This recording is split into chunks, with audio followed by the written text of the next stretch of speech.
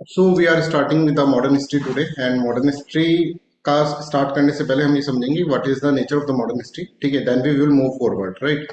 तो हमने अभी तक पॉलिटी कंप्लीट कर लिया अपना, राइट। कुछ टॉपिक्स बचे हुए हैं जो कि हम बाद में पढ़ेंगे बिकॉज वो रटने वाले टॉपिक्स हैं। आज हम जो कर रहे हैं मॉडर्न हिस्ट्री स्टार्ट कर रहे हैं, एंड बिलीव मी और नॉट, मॉडर्न हिस्ट्री एक one of the favourite subject आपका बनने वाला है, राइट। तो सबसे पहले स्टार्ट करने से पहले हम ये समझेंगे what is the nature of this subject, है ना। मॉडर्न हिस्ट्री से रिलेटेड बहुत सारे मिथ जो हैं बच्चों के दिमाग के अंदर होते हैं, राइट। तो पहले उन मिथ को हटाएंगे, then we will understand what is the modern history all about, right. So all okay, please let me know once. एक बार थम्स अप कर दीजिए इसके ऊपर चैट पे, so we can start the lectures. Voice is okay and everything is okay, so that we can start. चलिए, so let's start the class. देखिए, modern history जो हमें पढ़ना है ना, राइट, इसका मतलब मॉडर्न हिस्ट्री का मतलब क्या होता है पहले ये समझो। मॉडर्न हिस्ट्री जनरली जो स्टार्ट होता है वो 1707 के बाद का कहानी, राइट, जब औरंगजेब का डेथ हो जाता है, ठीक है, मुगल एम्परर औरंगजेब। उसके बाद लेटर मुगल्स आते हैं, they are not so much powerful, ठीक है। तो वहां से हमको चीजें पढ़नी है, ठीक है। हम कहाँ से पढ़ेंगे, बट हम पढ़ेंगे अराइवल ऑफ यूरोपियंस। यूरोपियंस के अराइवल से हम यहाँ पर पढ़ेंगे, और बीच में फिर वो सब आगे चलकर जब ब्रिटिशर्स इनसे लड़ेंगे, मुगल एम्परर्स और इन सबसे, तो वो सब हिस्ट्री अपनी वैसे कंप्लीट हो जाएगी। तो first of all modern history से रिलेटेड क्या क्या आपके दिमाग में है, पहले मैं ये बात कर लेता हूँ, then we will move forward. मतलब पहले हम क्या कर रहे हैं, 15-10 मिनट हम इसके अंदर क्या समझेंगे, एक नेचर समझेंगे कि मॉडर्न हिस्ट्री हमको पढ़नी कैसे है, ठीक है। देखो, हिस्ट्री का मतलब ये होता है कि कुछ चीज हो रही है, राइट, कुछ चीज हो चुकी है और उसको हमको पढ़ना है। आज से पहले की जो भी सारी चीजें हैं वो हिस्ट्री हो गई, ठीक है। तो हिस्ट्री एक इवोल्यूशन की फॉर्म में होता है, जैसे ह्यूमन बीइंग एक इवॉल्व हुआ, ये भी एक हिस्ट्री है, ठीक है। अपना इवोल्यूशन थ्योरी भी हिस्ट्री है।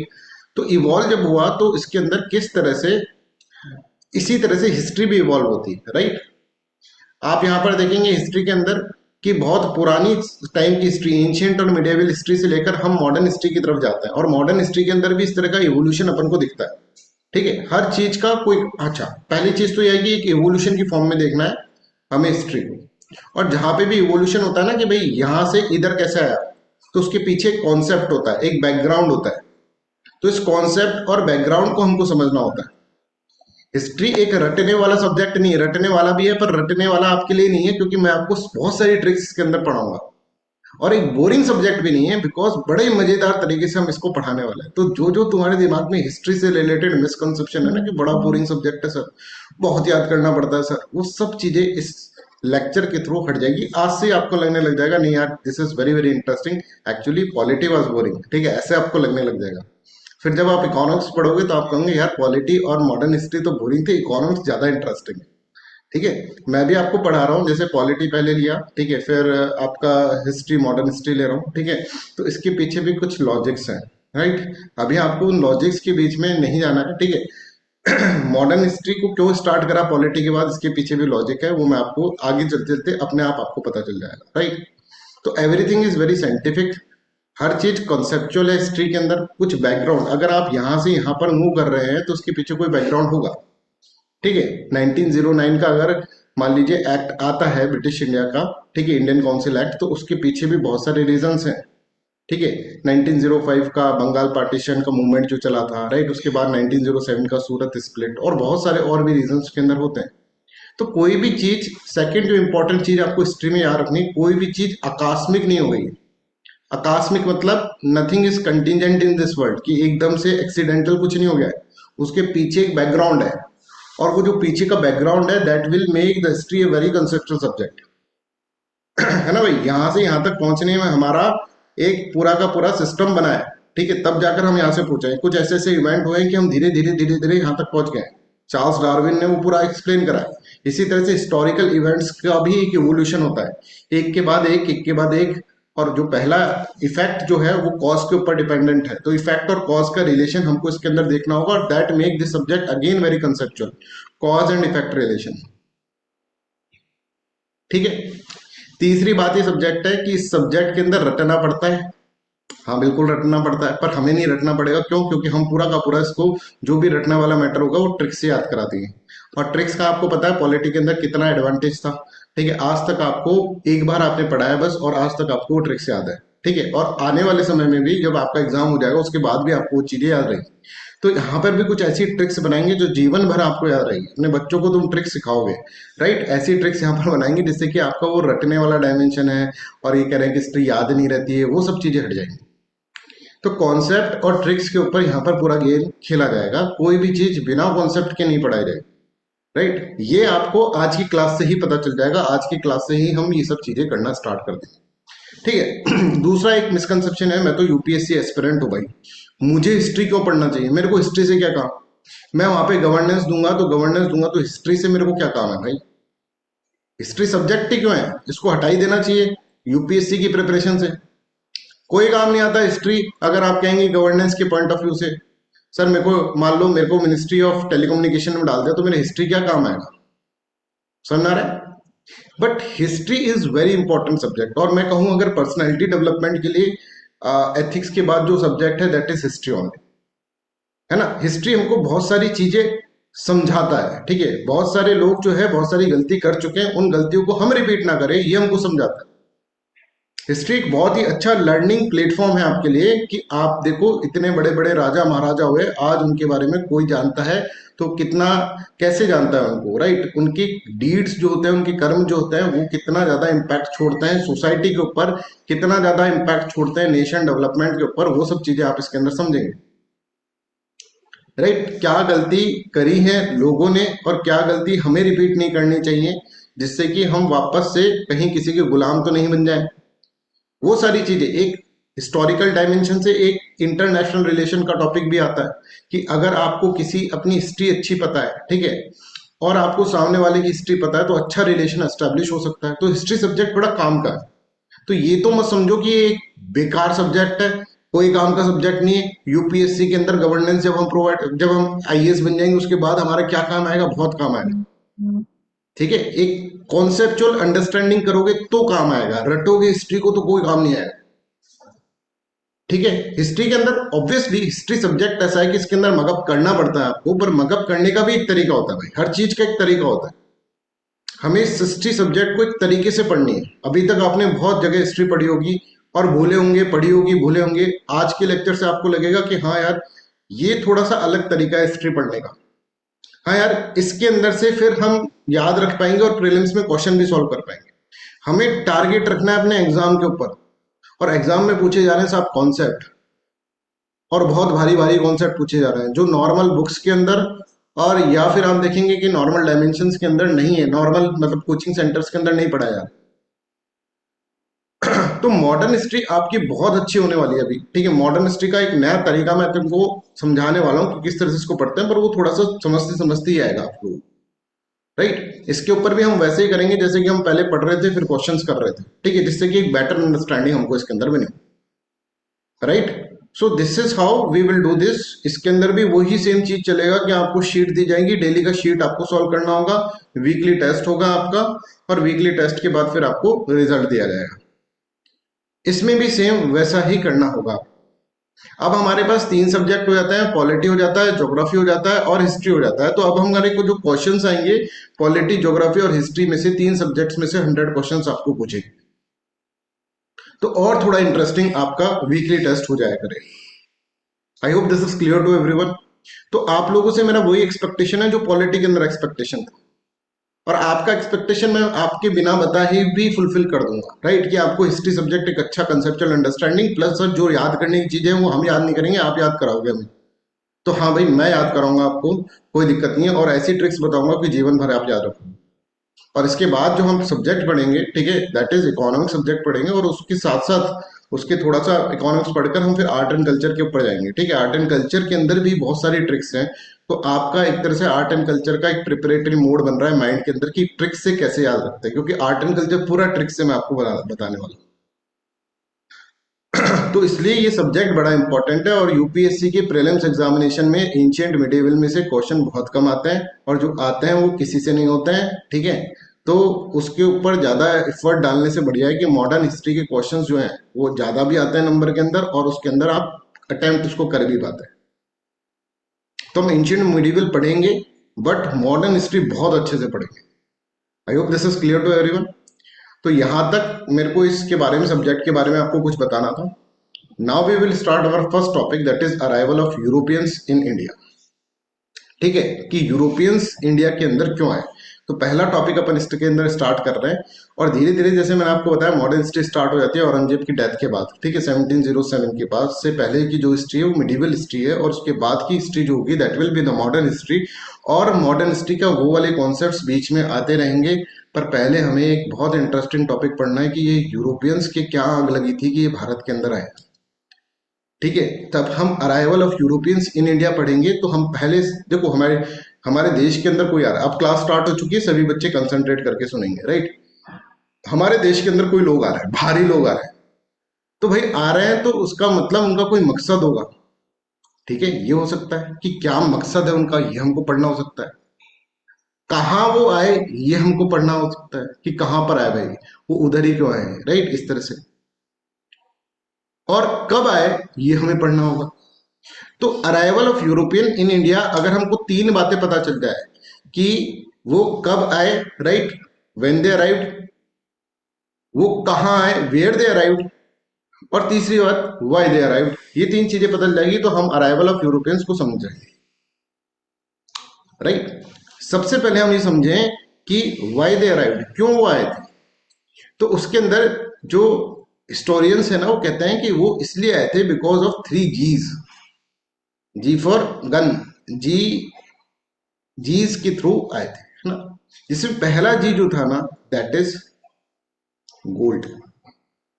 गोल्ड मतलब इकोनॉमी पर्पस से, ऐसा कुछ भारत के अंदर उनको दिख रहा था, और भारत को पहले सोने की चिड़िया भी बोलते थे। भारत के अंदर उसको कुछ दिख रहा था जिससे कि उनका क्या है, उनका इकोनॉमिक डायमेंशन फुलफिल हो सकता है, बहुत पैसा कमा सकते हैं वो। तो पैसे के लालच में आए थे, पहला पॉइंट अपन इस तरह से बोल सकते हैं। ठीक है, तो यहाँ पर भारत के अंदर ऐसा क्या था, भारत के अंदर आप देखेंगे तो बहुत सारी चीजें ऐसी थी, और जिसमें सबसे पर्टिकुलर हम बताएं तो स्पाइसेस, मसाले भारत में बहुत अच्छे बनते थे। अब मसालों के बारे में भी अपन आगे चलकर बात करेंगे। और मसालों की डिमांड वहां पर बहुत ज्यादा थी यूरोप के अंदर, बिकॉज यूरोप में पड़ती थी ठंड, राइट। और यूरोप के लोग खाते थे मीट, और मीट को प्रिजर्व करने के लिए मसाले बहुत इंपॉर्टेंटली चाहिए होते थे, राइट। दूसरा अगर हम रीजन अगर इसके अंदर देखें दैट इज गॉड।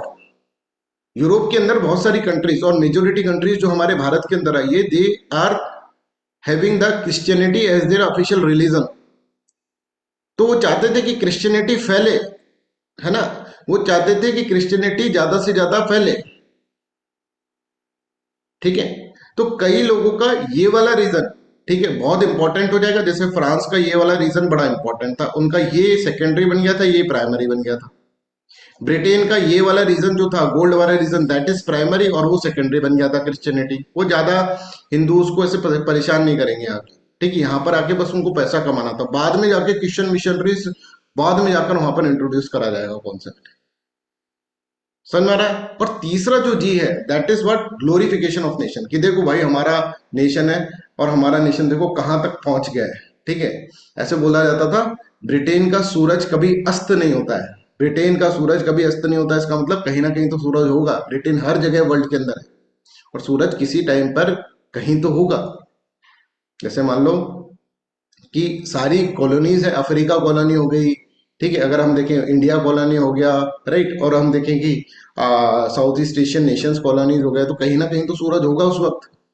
ठीक है, तो कभी भी उसका सूरज अस्त नहीं होता था, ऐसा ब्रिटेन के लिए बोला जाता था। तो ग्लोरिफिकेशन ऑफ नेशन, कि हमारा नेशन जो है उसका ग्लोरिफिकेशन हो।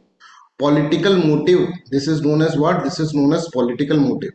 पावर, प्रेस्टीज, एम्पायर खड़े करें, हम बड़े बड़े एम्पायर खड़े करें, हर जगह हमारा एम्पायर होना चाहिए, समझ में आ रहा है। दूसरे लोगों से ज्यादा हमारे नेशन के बारे में बात होनी चाहिए, फ्रांस, है ना, पुर्तगीज, इनसे ज्यादा हमारे नेशन के बारे में बात होनी चाहिए। ब्रिटेन ऐसे सोचा है, पुर्तगीज भी इस तरह से सोच रहा है। तो ये कुछ रीजंस थे जिसके कारण क्या हुआ, जिसके कारण यूरोपियंस भारत के अंदर आए। और जैसे मैंने आपको बताया सबसे इंपॉर्टेंट रीजन इनमें से अगर हम देखें तो ऐसा नहीं है कि सबके लिए इंपॉर्टेंट ये होगा। जैसे मैंने आपको बताया फ्रांस के लिए इंपॉर्टेंट गॉड हो जाता है, क्रिश्चियनिटी को ज्यादा फैलाए, ये उनके लिए इंपॉर्टेंट हो जाता है बनिस्पत गोल्ड के। गोल्ड भी कमाना है, मतलब गोल्ड मतलब क्या है, इकोनॉमिक डायमेंशन के, रिलीजियस डायमेंशन उनके लिए ज्यादा मैटर करने लग जाती है। और this is one of the reasons of the failure of French east India company in India. आगे चलकर हम पढ़ेंगे। पर ब्रिटेन का मस्त फोकस था भाई साहब, पैसा कमाना है और कुछ नहीं। ठीक है, तो यहां पर हम इसके अंदर देखेंगे, राइट। अब भारत के अंदर ऐसा क्या था कि भारत के वो एक तरह से एक सेंटर ऑफ अट्रैक्शन था पैसों के मामले में, अगर गोल्ड के मामले में बात करें तो। जैसे मैंने आपको बताया, spices, spices was very very important in the Europe. और यूरोप की ऐसी क्लाइमेटिक कंडीशन नहीं है कि वहां पे काली मिर्च उग जाए, वहां पे ऐसी क्लाइमेटिक कंडीशन नहीं है कि वहां पे अदरक उग जाए, ठीक है। पर ये जो है क्लाइमेटिक कंडीशन इंडिया के अंदर बहुत अच्छी मिल रही थी, और यहाँ पे बहुत सारी जिंजर, कार्डमम, इलायची, ठीक है, हल्दी, टर्मरिक, ये सब चीजें इसके अंदर थी भारत के अंदर। ठीक है सर, इन चीजों का ये करेंगे क्या? अब देखो, यूरोप के अंदर अगर आप जाओगे तो ये नॉर्थ पोल के पास है, यूरोप के अंदर बहुत ठंड पड़ती है, बिल्कुल सही बात है सर। अब यूरोप के अंदर ठंड पड़ती है तो इनको, इनका कंजम्पशन जो है मीट बेस्ड कंजम्पशन इनका ज्यादा होता है, जिससे कि इनको ज्यादा एनर्जी मिले, मतलब in the form of heat. Meat बहुत खाते हैं ये लोग। मीट बनाते थे यूरोप की, जैसे मान लो यूरोप के अंदर कोई है, मान लो पीटर, पीटर की वाइफ मीट बनाती थी, अगले दिन मीट खराब, फिर बनाओ, फिर खराब। फिर इतने में पीटर को किसी ने बताया, पता है भारत नाम का एक देश है, उसके अंदर है ना काली मिर्च मिलती है, ब्लैक पेपर, और हल्दी मिलती है और जिंजर मिलती है, उसको डाल दोगे तुम तो मीट तुम्हारा प्रिजर्व हो जाएगा, प्रिजर्वेशन हो जाएगा मीट। तो पीटर की वाइफ ने कहा, भाई कुछ कर मत कर, मेरे को रोज का रोज बनाना पड़ता है, रसोई के अंदर घुसना पड़ता है, तू जाके भाई पहले वहां से वो लिया,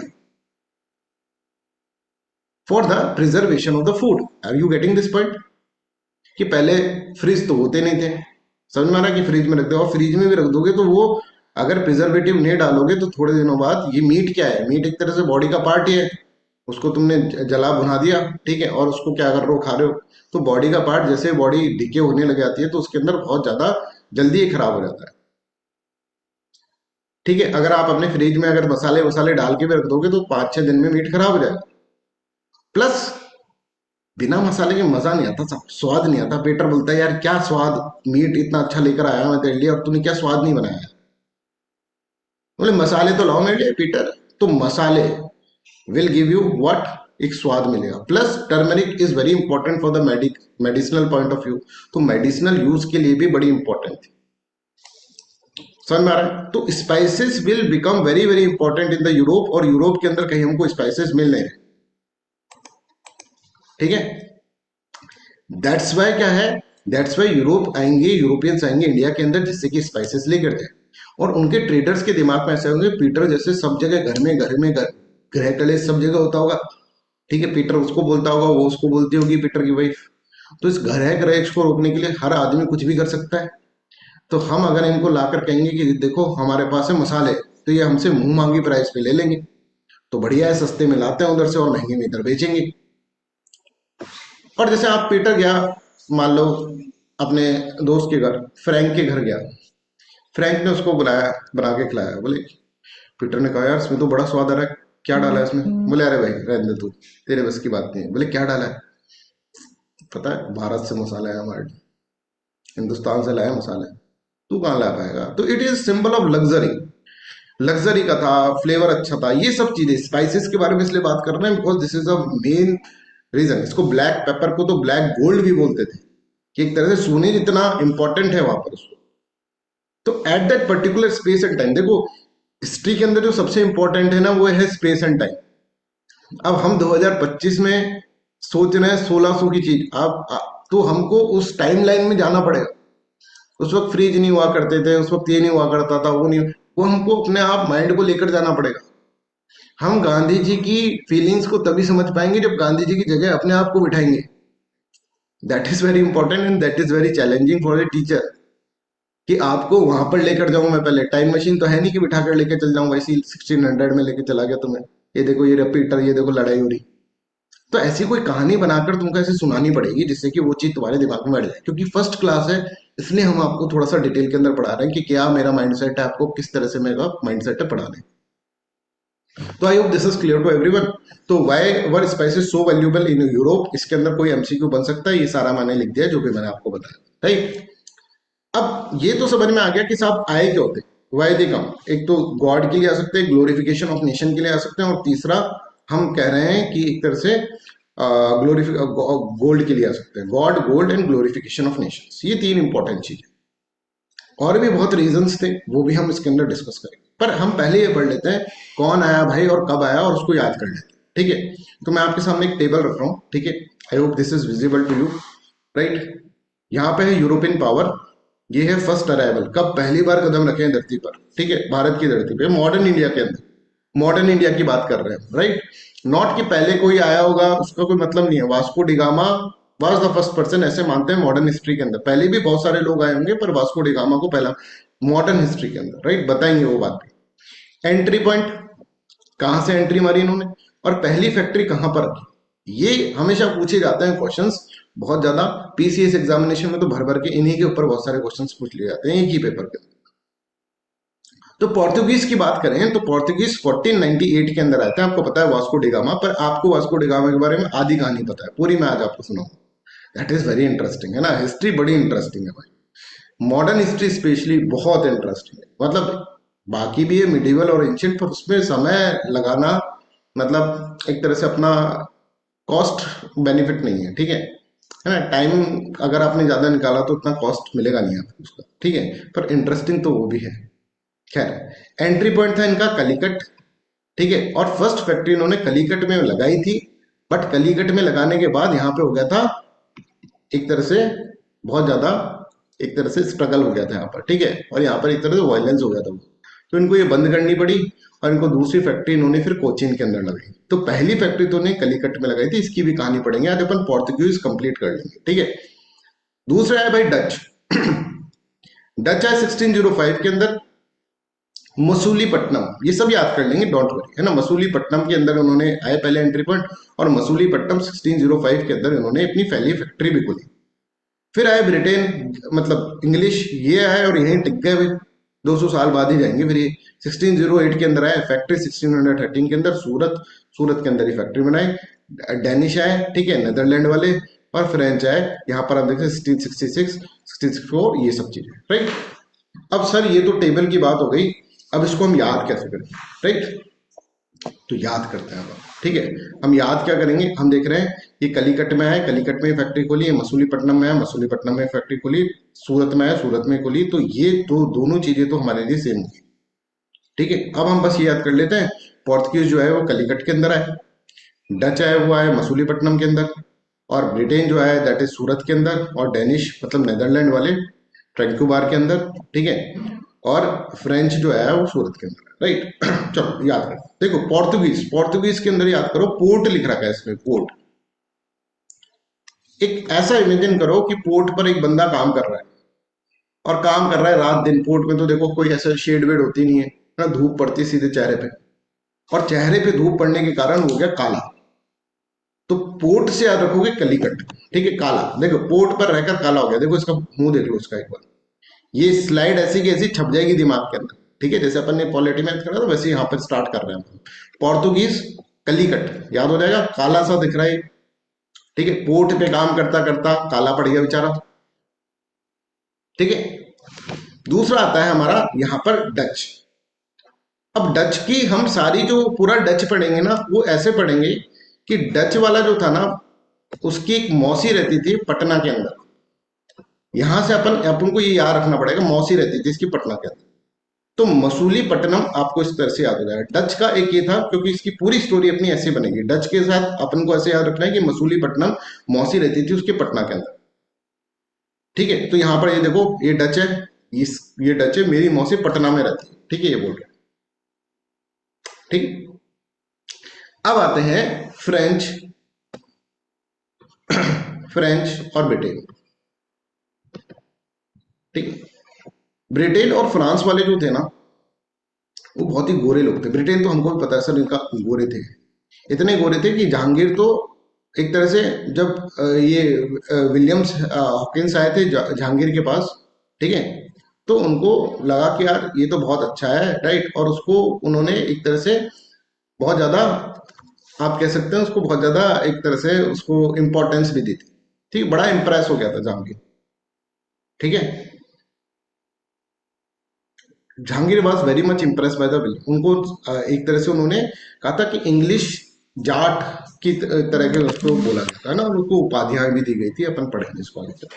तो जहांगीर को बड़ा फेवरेट था। क्यों फेवरेट थे? ब्रिटेन और फ्रांस वाले लोग जो थे ना, उनकी सूरत बड़ी अच्छी थी। देवर ब्यूटीफुल पीपल्स, है ना। आज भी हम देखते हैं फ्रांस के लोग से मिलना, ठीक है, तो बहुत खूबसूरत लोग होते हैं, ठीक है।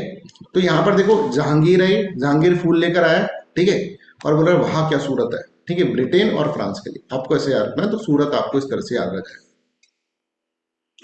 ठीक है। I hope this is clear. अब बचता है अपना डैनिश, ठीक है, डैनिश, राइट। अब आप देखेंगे ये हो गया, ठीक है, डैनिश हो गया, ठीक है। तो ये डैनिश जो है, अब यहाँ पर देखो, ये वैसे अंग्रेज सा नाम लग रहा है कुछ, तो ये सीधे जाते हैं ना, जाते ही बार में बैठे हैं, बार में, है ना, ड्रिंक्स विंक्स करने, ठीक है। तो आप इसको ट्रांक्यू बार इस तरह से आप इसके अंदर समझें, राइट। तो डेनिश को आप ट्रांक्यू बार से याद करें। आई होप दिस इज क्लियर। अब अगर मैं आपको पूछूं पुर्तगीज कहां पर आए थे पहली बार, और कहां पहली फैक्ट्री खुली थी, ऐसा कभी आ जाए तो क्या बोलोगे, कैसे याद रखोगे? जल्दी से लिख दो, चैट सेक्शन में लिखना पड़ेगा तभी जाकर याद होगा। हिस्ट्री के अंदर है ना, बिल्कुल एक्टिव रखना। कालीकट, क्यों? क्योंकि पोर्ट था, पोर्ट के अंदर काम करता करता भाई काला पड़ गया अपना, ठीक है, तो दैट वाई पोर्तुगीज कालीकट। अब मैं आपसे बात करूं ब्रिटेन, फ्रांस, तो आपके दिमाग में आ जाएगा यार सूरत, वो जहांगीर की फोटो आ जाएगी और ऐसा कुछ आ जाएगा, ठीक है। डेनिश तो यार नाम ही ऐसा है, तो ये डेनिश जो होगा that is there in the what, there in the, अगर आप देखेंगे तो बार के अंदर बैठा है, ठीक है, ड्रिंक्स कर रहा है। Danish, D for Danish, D for drinks, ठीक है, ऐसा अपन याद कर सकते हैं। I hope this is clear to everyone. अगर मैं तुमको कहूं डच, डच की तो मौसी थी, कहां पे थी? पटना में थे, मसूली पट्टनम, ठीक है। तो ये इस तरह से अपन को याद हो गया, है ना। तो अब अपन ये जगह भी देख लेते हैं बच्चों, दिस इज वेरी इंपॉर्टेंट, कि डच जो था ना, ये देखो, ये अगर हम देखेंगे तो this is the eastern coast of India and this is the western coast of India, इसमें तो किसी को शक नहीं है, ठीक है। और ईस्ट मसूलीपट्टनम मतलब डच वाला कहाँ आया था? यहाँ पर आया था कहीं, डच, समझ में आ रहा है? डच वाला भाई अपना यहाँ पर आया था, ठीक है। और यहाँ पर अगर आप देखोगे मसूलीपट्टनम में, अगर आप देखें डच सेटलमेंट्स, तो पहला सेटलमेंट मसूलीपट्टनम में डच का इस तरह से यहाँ पर होता है, right. I hope this is clear, Dutch का, राइट। अगर हम बात करें दूसरा कि अपना सूरत, सूरत यहाँ पर है, आपको सबको पता है सूरत यहाँ पे, तो Surat is there in the western coast, western coast of India. तो ईस्टर्न कोस्ट, वेस्टर्न कोस्ट, इस पे भी क्वेश्चन पूछे जा सकते हैं, मैंने भी पूछा है, बनाया है क्वेश्चन आप लोगों के लिए। कलिकट, ये रहा कलिकट, ठीक है, कलिकट अपन को यहाँ पर दिख रहा है। तो I hope this is clear to everyone. यहाँ पर आपको दिख रहा है कलिकट। ट्रांकुबार, वो जो बार में आया था वो यहाँ पर है, ठीक है। तो यहाँ पर कौन कौन आए, अगर मैं आपको बता दूं पहली पहली बार कौन कौन आए, जल्दी से बता दो मेरे को। यहाँ पर कौन कौन आएंगे? इनिशियल लेटर्स लिख देना, सिर्फ इनिशियल लेटर्स लिख देना, पूरा पूरा लिखने की जरूरत नहीं है ना। एफ बी, ठीक है, ये आए दोनों यहाँ पर। मैं से कहूँ कलिकट के अंदर कौन आया पहले, जल्दी से पहला लेटर लिख दो बस, जल्दी जल्दी लिखने की कोशिश करो। अब सुबह सुबह की बात है, पर ऐसा नहीं है हाथ अकड़ गए सब ठंडे में लिख नहीं पा रहे, ठीक है। पोर्तुगीज आ गए, पोर्ट पे काम कर रहा था ना, काला पड़ गया था बेचारा। थैंक यू बार, यहाँ कौन आया, जल्दी बताओ। डी फॉर डेनिश, ठीक है। मसूलीपट्टनम, अरे ये तो उसकी मौसी रहती है डच में, तो सब डच की मौसी इसके अंदर ही रहती है। हो गया यार, आई होप दिस इज क्लियर। तो भाई रटने का है, आप यहां से ही समझ सकते हैं रटने का है, बट मैं रटवाने की गारंटी आपको दे रहा हूँ, डोंट वरी अबाउट दिस, ठीक है। तो पहला पॉइंट हमको ये याद हो गया कौन कहाँ है, राइट। अब हमें बच्चों ये भी याद रखना पड़ेगा कि कौन पहले आया कौन बाद में आया। ऐसे क्रोनोलॉजी में पूछ रहे बताओ डच पहले आए थे कि डेनिश पहले आए थे, हो गए गायब, बोले टाटा बाय बाय जा रहे हैं सर, हम नहीं दे रहे पेपर, ठीक है। हिस्ट्री का तो ऐसे पूछा जाता है, तो कोई दिक्कत नहीं है, पूछा जाता है तो क्या है, हम याद कर लेंगे। हमें ये सीरीज याद करनी है, क्रोनोलॉजी याद करनी है, कि पहले ये साल याद मत रखो जैसे, पर ये क्रोनोलॉजी तो पहले तो पोर्तुगीज आए थे, फिर डच आए थे, फिर इंग्लिश आए थे, फिर डेनिश आए थे, और फिर फ्रेंच आए, ठीक है। तो हमें एक स्टोरी याद करनी पड़ेगी इसके लिए। आप कहेंगे सर हमको लग ही नहीं रहा यूपीएससी की प्रिपरेशन कर रहे हैं, अभी लग जाएगा जब क्वेश्चन सॉल्व करोगे तो। समझ में आ रहा है भाई? मस्ती से जब पढ़ सकते हैं तो जबरदस्ती है कि हम परेशान होके पढ़ें? परेशान होना जबरदस्ती थोड़ना है कि हम बोरिंग ही बनाए रखें। समझ में आ रहा है कि हम जो हमको, अगर जैसे रिलीजन में भी ये चलता है कि रिलीजियस बीइंग को सीरियस होना पड़ेगा, रिलीजियस बीइंग है ना, उसको ऐसा होना चाहिए मनुष्यत टपक रही है जैसे चेहरे पे, हंस नहीं सकता वो। कोई भी आप देख लेना, कोई भी साधु संत है बिल्कुल सीरियस बैठे, हंस ही नहीं सकता बेचारा, है ना। कोई चीज कर नहीं सकता, उसको अपने कंडेक्ट्स के ऊपर, एक्ट्स के ऊपर बिल्कुल उसके मन में हो रहा है पर वो नहीं कर पा रहा, मन में लग रहा है यार जलेबी खा लूं, ये खा नहीं पा रहा। ऐसे थोड़ी ना करना है हमें, हमें तो अपना क्या करना है, हमको अपना एक तरह से डेवलपमेंट करना है कि भाई पेपर सॉल्व करना है, हमें पेपर में क्वेश्चन आते हैं ऐसे ही आते हैं, उसको सॉल्व करना है।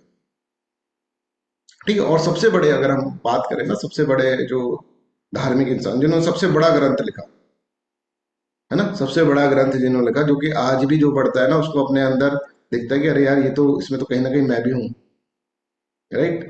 दैट इज, और सबसे टिपिकल बुक, सबसे कॉम्प्लेक्स बुक, ठीक है, अगर हिंदू कल्चर के अंदर कोई बात करे तो दैट इज भगवत गीता, है ना।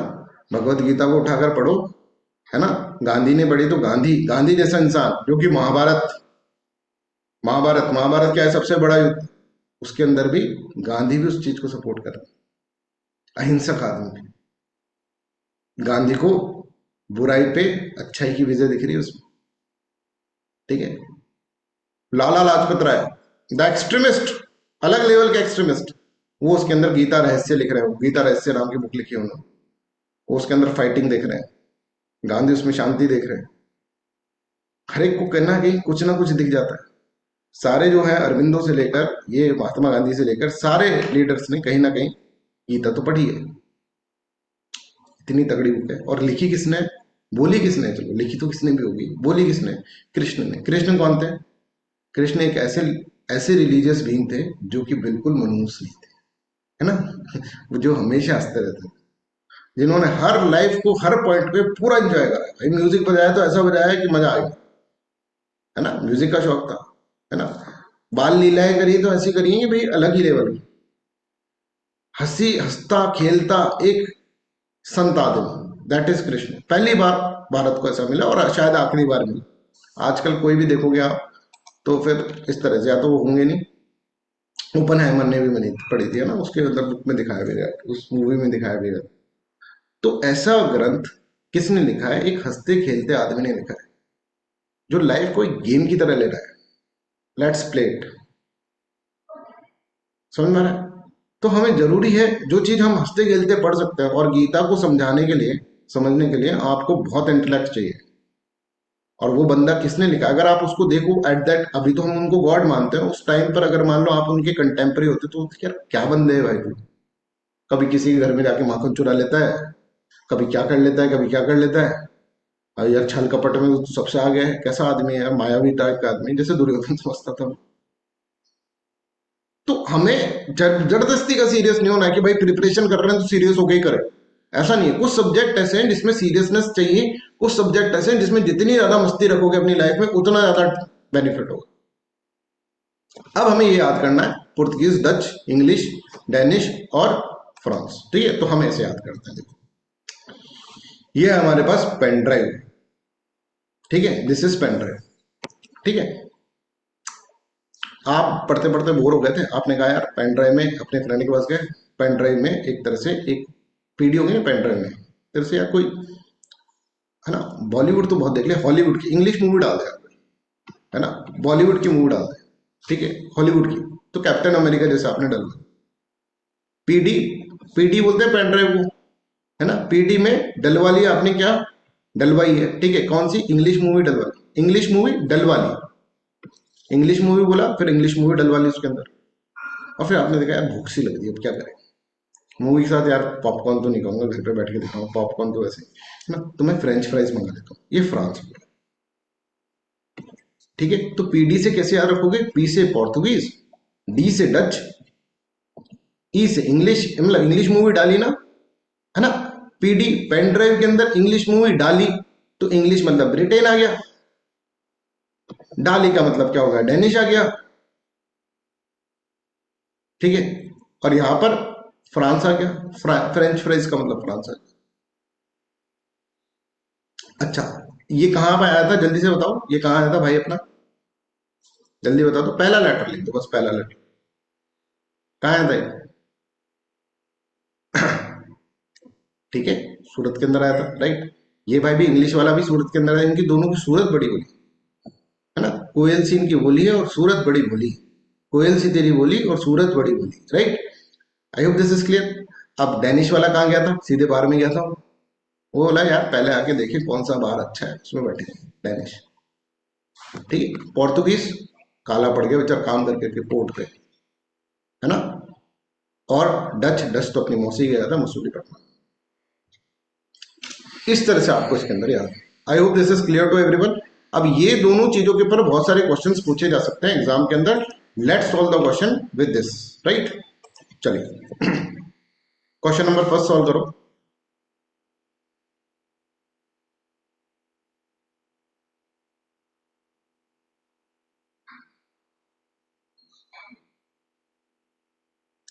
हो गया सॉल्व, देखो अब इसको याद करने में तुम्हारे कम से कम जीवन निकल जाते हैं, ठीक है। 2-3 दिन तुम उसको याद करते फिर भूलते फिर याद कर, 2-3 दिन इसलिए बोल रहा हूं, पहले याद कर लेते फिर भूलते, फिर इफेक्टिव टाइम 2-3 दिन का लग ही जाता।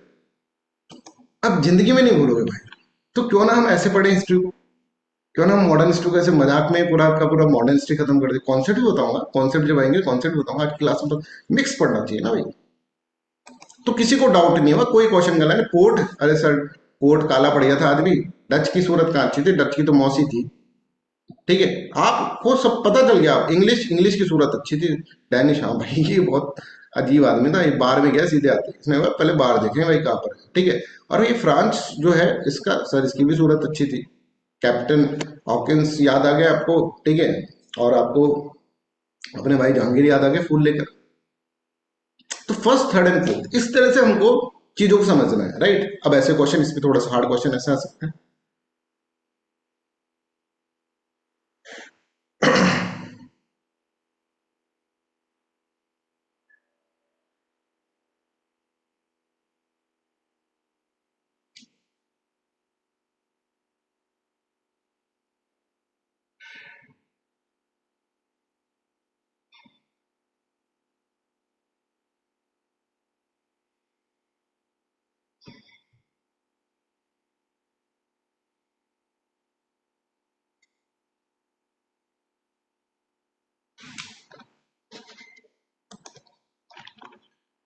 ठीक है, C will be the right answer.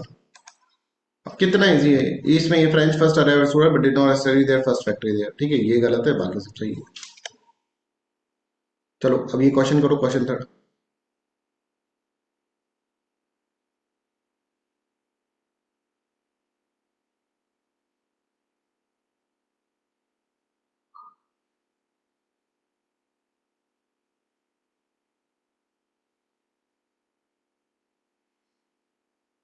आ गया क्वेश्चन, ईस्टर्न वेस्टर्न इंडिया वाला, ऐसा क्वेश्चन भी आ सकता है।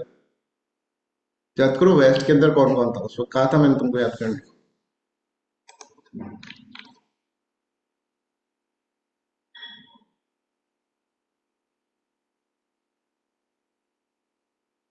तो कौन था फिर, तुषार, मनोज, फिर कौन था भाई। कौन सा यूरोपियन जो था जिसने पहली बार वेस्ट इंडिया के अंदर फैक्ट्री खोली है। Very good, Calicut. ये देखो ये मैप में दिखाया हुआ है। अब ये देखो तुमने गौर नहीं करा ना, कलिकट के अंदर, राइट। पोर्तुगीज पहले पहले आए भारत के अंदर, पीडी। वैसे याद कर सकते हो, आपको कलिकट याद होता कि Calicut is there in the western India, उससे भी काम चल जाता। सूरत का तो पता ही है। और ये याद करने की बातें है ना, अभी मैंने आपको बोला सूरत, और ये देखो ये वेस्ट इंडिया है और ये ईस्ट इंडिया है, तब आपको थोड़ा सीरियस हो जाना चाहिए। मैंने ये भी बोला क्वेश्चन पूछूंगा। समझ गए, मोनिका एंड दिवाकर एंड मनिंजा, केतन, जिन मतलब जिन भी बच्चों ने गलत करा, सॉरी थर्ड का, जिसने भी गलत करा। सर बट ये कैलिकट तो साउथ इंडिया में आएगा। हाँ तो पर वेस्टर्न बॉर्डर तो है ही ना। सर वेस्ट, वेस्टर्न के लिए सर सूरत सही रहेगा। वेस्टर्न जब जब बात आएगी तो सूरत की बात आएगी। ये स्टेटमेंट अगर साउथ ही में जाएगा तब कैलिकट को माना जाएगा। पर अच्छा ओके, दैट कैन बी। ठीक है, मैं देखकर बता देता हूँ आपको एक बार, है ना, फाइनल क्या होगा इसके अंदर, ठीक है। एक बार देख कर बता देंगे, राइट। चलो ये वाला क्वेश्चन है ना, अभी मैं आपको देखकर बता दूंगा, ठीक है। What should be the right answer कि among all Indians, English were the first to establish factory in the Western India. Western India वो होगा, वो साउथ इंडिया का। अगर अपन वैसा देखें तो वेस्टर्न कोस्ट अगर इस पे लिखा होता तो भी ठीक है, मैं आपको एक बार देखकर बताता हूँ इसमें एग्जैक्टली क्या लिखा हुआ है ना, किस तरह से इसमें से लिखा हुआ है, right. Portuguese established their first factory earlier than the English and Dutch. That is what, that is correct. ये हमको करेक्ट है बिकॉज हमने देखा पोर्तुगीज, फिर पीडी, और फिर उसके बाद चीजें हुई, राइट। पीडी डाली, इसमें फिर मैं क्या लिखूं, इंग्लिश मूवी डाली, ठीक है। और फिर अपन कहें कि इसके अंदर एक तरह से फ्रेंच फ्राइज खाई, है ना। ये वाली चीज मैं आपको देखकर बताता हूँ कि वेस्टर्न इंडिया को उसके अंदर काउंट करेंगे कि नहीं करेंगे, है ना। वो साउथ इंडिया भी हो जाएगा वो तरह से। हाँ, ठीक सर है, अगर अगर ना साउथ। अगर ना भी करें तो भी तो इंग्लिश पहले थोड़ी आए थे सर, पहले तो वेस्ट में फिर हो ही गया था, कैलिकट में भी काउंट करें कैलीकट को साउथ में काउंट करे तो भी तो इंग्लिश पहले नहीं थे। ये पहली फैक्ट्री बोला ना, first establish factory in the waste India. Waste India के अंदर तो पहले वही है ना, फिर ही तो है फ्रेंच वाले, है ना। मॉडर्न हिस्ट्री के अंदर सब कुछ 1498 के बाद स्टार्ट होगा। बताएंगे अभी तुमको, ऐसे मत समझना सर पहले कोई तो आया ही होगा उससे पहले, ऐसा नहीं। मैं बताऊंगा अभी तुमको वो पॉइंट, ठीक है। चलो अब ये एक बार क्वेश्चन सॉल्व करो, फिर मैं इसको एक्सप्लेन करता हूँ, देखते हैं क्या आंसर लगाता हूँ।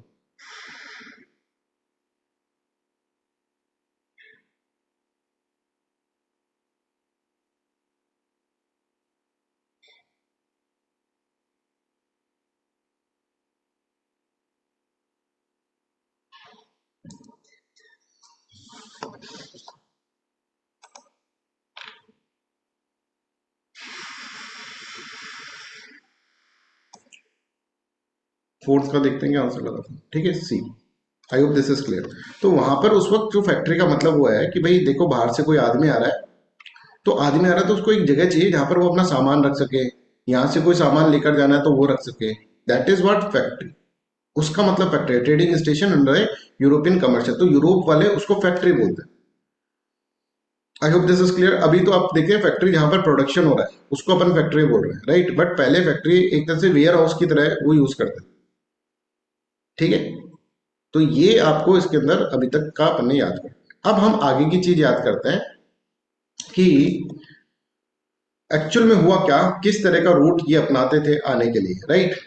तो देखो जब तक वास्को डिगामा भारत नहीं आया था, ठीक है, तब तक अगर हम बात करें तो यूरोप से किसी को आना होता था, ठीक है, तो वो ऐसा आता था, यहाँ से आएगा और लैंड पे से आएगा, ठीक है। ये लैंड था पहले, स्विस कैनाल तो था नहीं, ठीक है। तो पहले ऐसा आता था, सी वाटर से आता था, वाटर के थ्रू मेडिटेरेनियन सी के अंदर वाटर के थ्रू फिर लैंड पे जाता था, फिर वापस वाटर के अंदर आकर भारत पहुंच जाता था। पहले किसी को आना होता था, किसी ट्रेडर वेडर को, तो वैसे आता था, वाटर फिर लैंड फिर वाटर, ठीक है। ये समझ में आ रहा है। ये देखो यहाँ पर अगर आपको दिख रहा हो, यहाँ पर मैंने वाटर लिख रखा है, अगर मेरी फोटो आ रही है तो यहाँ पर वाटर लिख रखा है, फिर लैंड फिर वाटर, इस तरह से आता था पहले। I hope this is clear to everyone. अगर मान लो यूरोप के किसी बंदे को आना है, मान लो फ्रांस से किसी को आना है, तो वो मेडिटेरेनियन सी में जाएगा, ये लो भाई शॉर्टकट सा रास्ता है, यहाँ पे थोड़ा सा दिन घोड़े चलाएगा, ठीक है, यहाँ जहाज में आया, फिर घोड़े पे आया, फिर घोड़े पे आने के बाद फिर जहाज में बैठ गया और फिर भारत पहुंच गया। पहले बहुत लोग आया भी करते थे, ठीक है। यहाँ पे अरब ट्रेडर्स तो बहुत ही आया करते थे भारत के अंदर, ठीक है।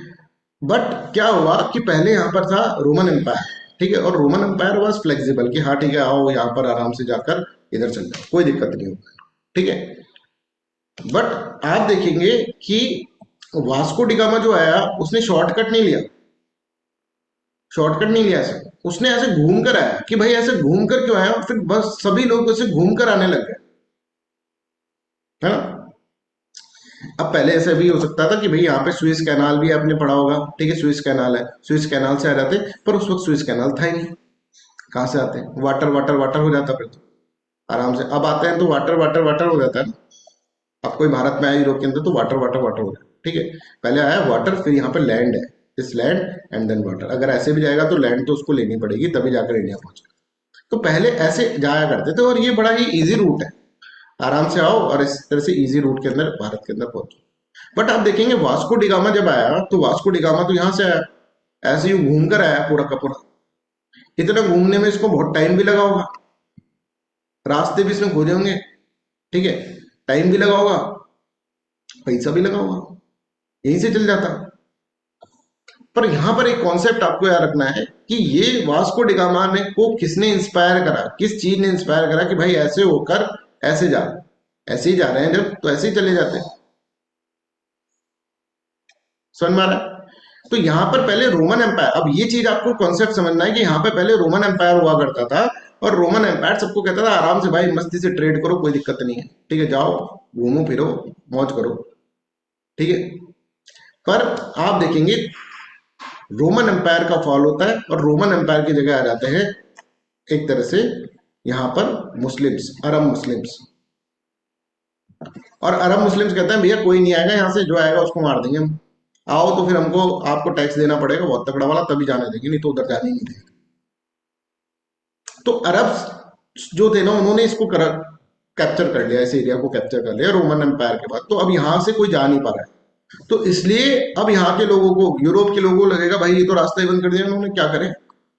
इसलिए नई खोज उठेगी कि यहां से कहीं दूसरा रास्ता हमको देखना पड़ेगा। अब इसके अलावा जब ये पूरा चीज कंट्रोल्ड में है, पर्शियन डायमेंशन कंट्रोल में है, पूरा इजिप्ट कंट्रोल के अंदर है अरब ट्रेडर्स के, और वो जाने नहीं दे रहे, तो अब बेचारे को घूमकर ही जाना पड़ेगा।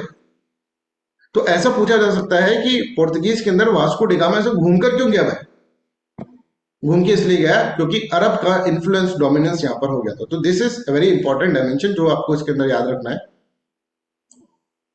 ना, ट्रेड मोनोपोली का। Yes, after the fall of the Roman empire the Arab establish their dominance in the Egypt and the Persia, this limited direct communications and trade between Europe and India. और इसके कारण ये चीज पहले आते थे but फिर अब, तो यहां पर एक राजा था पुर्तगीज के अंदर जिसका नाम था प्रिंस हेनरी। और प्रिंस हेनरी जो थे ना, ये एक बहुत ही बड़ा इनका ऑब्सेशन था। क्या ऑब्सेशन था सर हेनरी प्रिंस का? इसको लगता था कि यार इसको है ना नेविगेटर भी बोलते थे, नेविगेटर। वैसा ही ऑब्सेशन था इसका जैसे उसका था पायरेट्स ऑफ कैरेबियन में था ना, क्या था उस पर्सन का नाम? पायरेट्स ऑफ कैरेबियन में कौन था वो? Johnny Depp. जॉनी डेप का क्या नाम था उसमें? Anybody in the class? Jack, captain Jack Sparrow, right. वैसा ही ये था प्रिंस हेनरी कि और एक्सप्लोर करते हैं सी, कभी कभार जहाज लेके खुद ही निकल पड़ता था। अरे कहाँ जा रहा हूँ महाराज, बोले घूमने जाओ। तो इन्होंने बोला भाई ये तो ऐसे घूमता रहेगा, इसको कभी कभार मरा जाएगा, प्रिंस है हमारा। तो प्रिंस ने कहा ठीक है कि यार तुम, क्योंकि अब अरब ट्रेडर्स ने तो कर दिया, प्लस इसकी अंदर से ऑब्सेशन भी है, तो इसने कहा वास्को डिगामा को कि भाई देख तू जा और तू ढूंढ कर, राइट। फिर उसने वास्को डिगामा ने कहा सर क्या होगा उधर? बोले तू जा तो सही, उधर तेरे को बहुत अच्छा ट्रेड मिलेगा। लालच दे दिया उसको, प्लस हमको यार देखो इसको थोड़ा सा इमोशनल भी कर दिया, क्रिश्चियनिटी भी फैलानी है। तो प्रिंस हेनरी ऑफ पुर्तगाल उन्होंने कहा वास्को डिगामा को कि भाई जाओ उधर देख कर आ क्या क्या चीज है, ठीक है।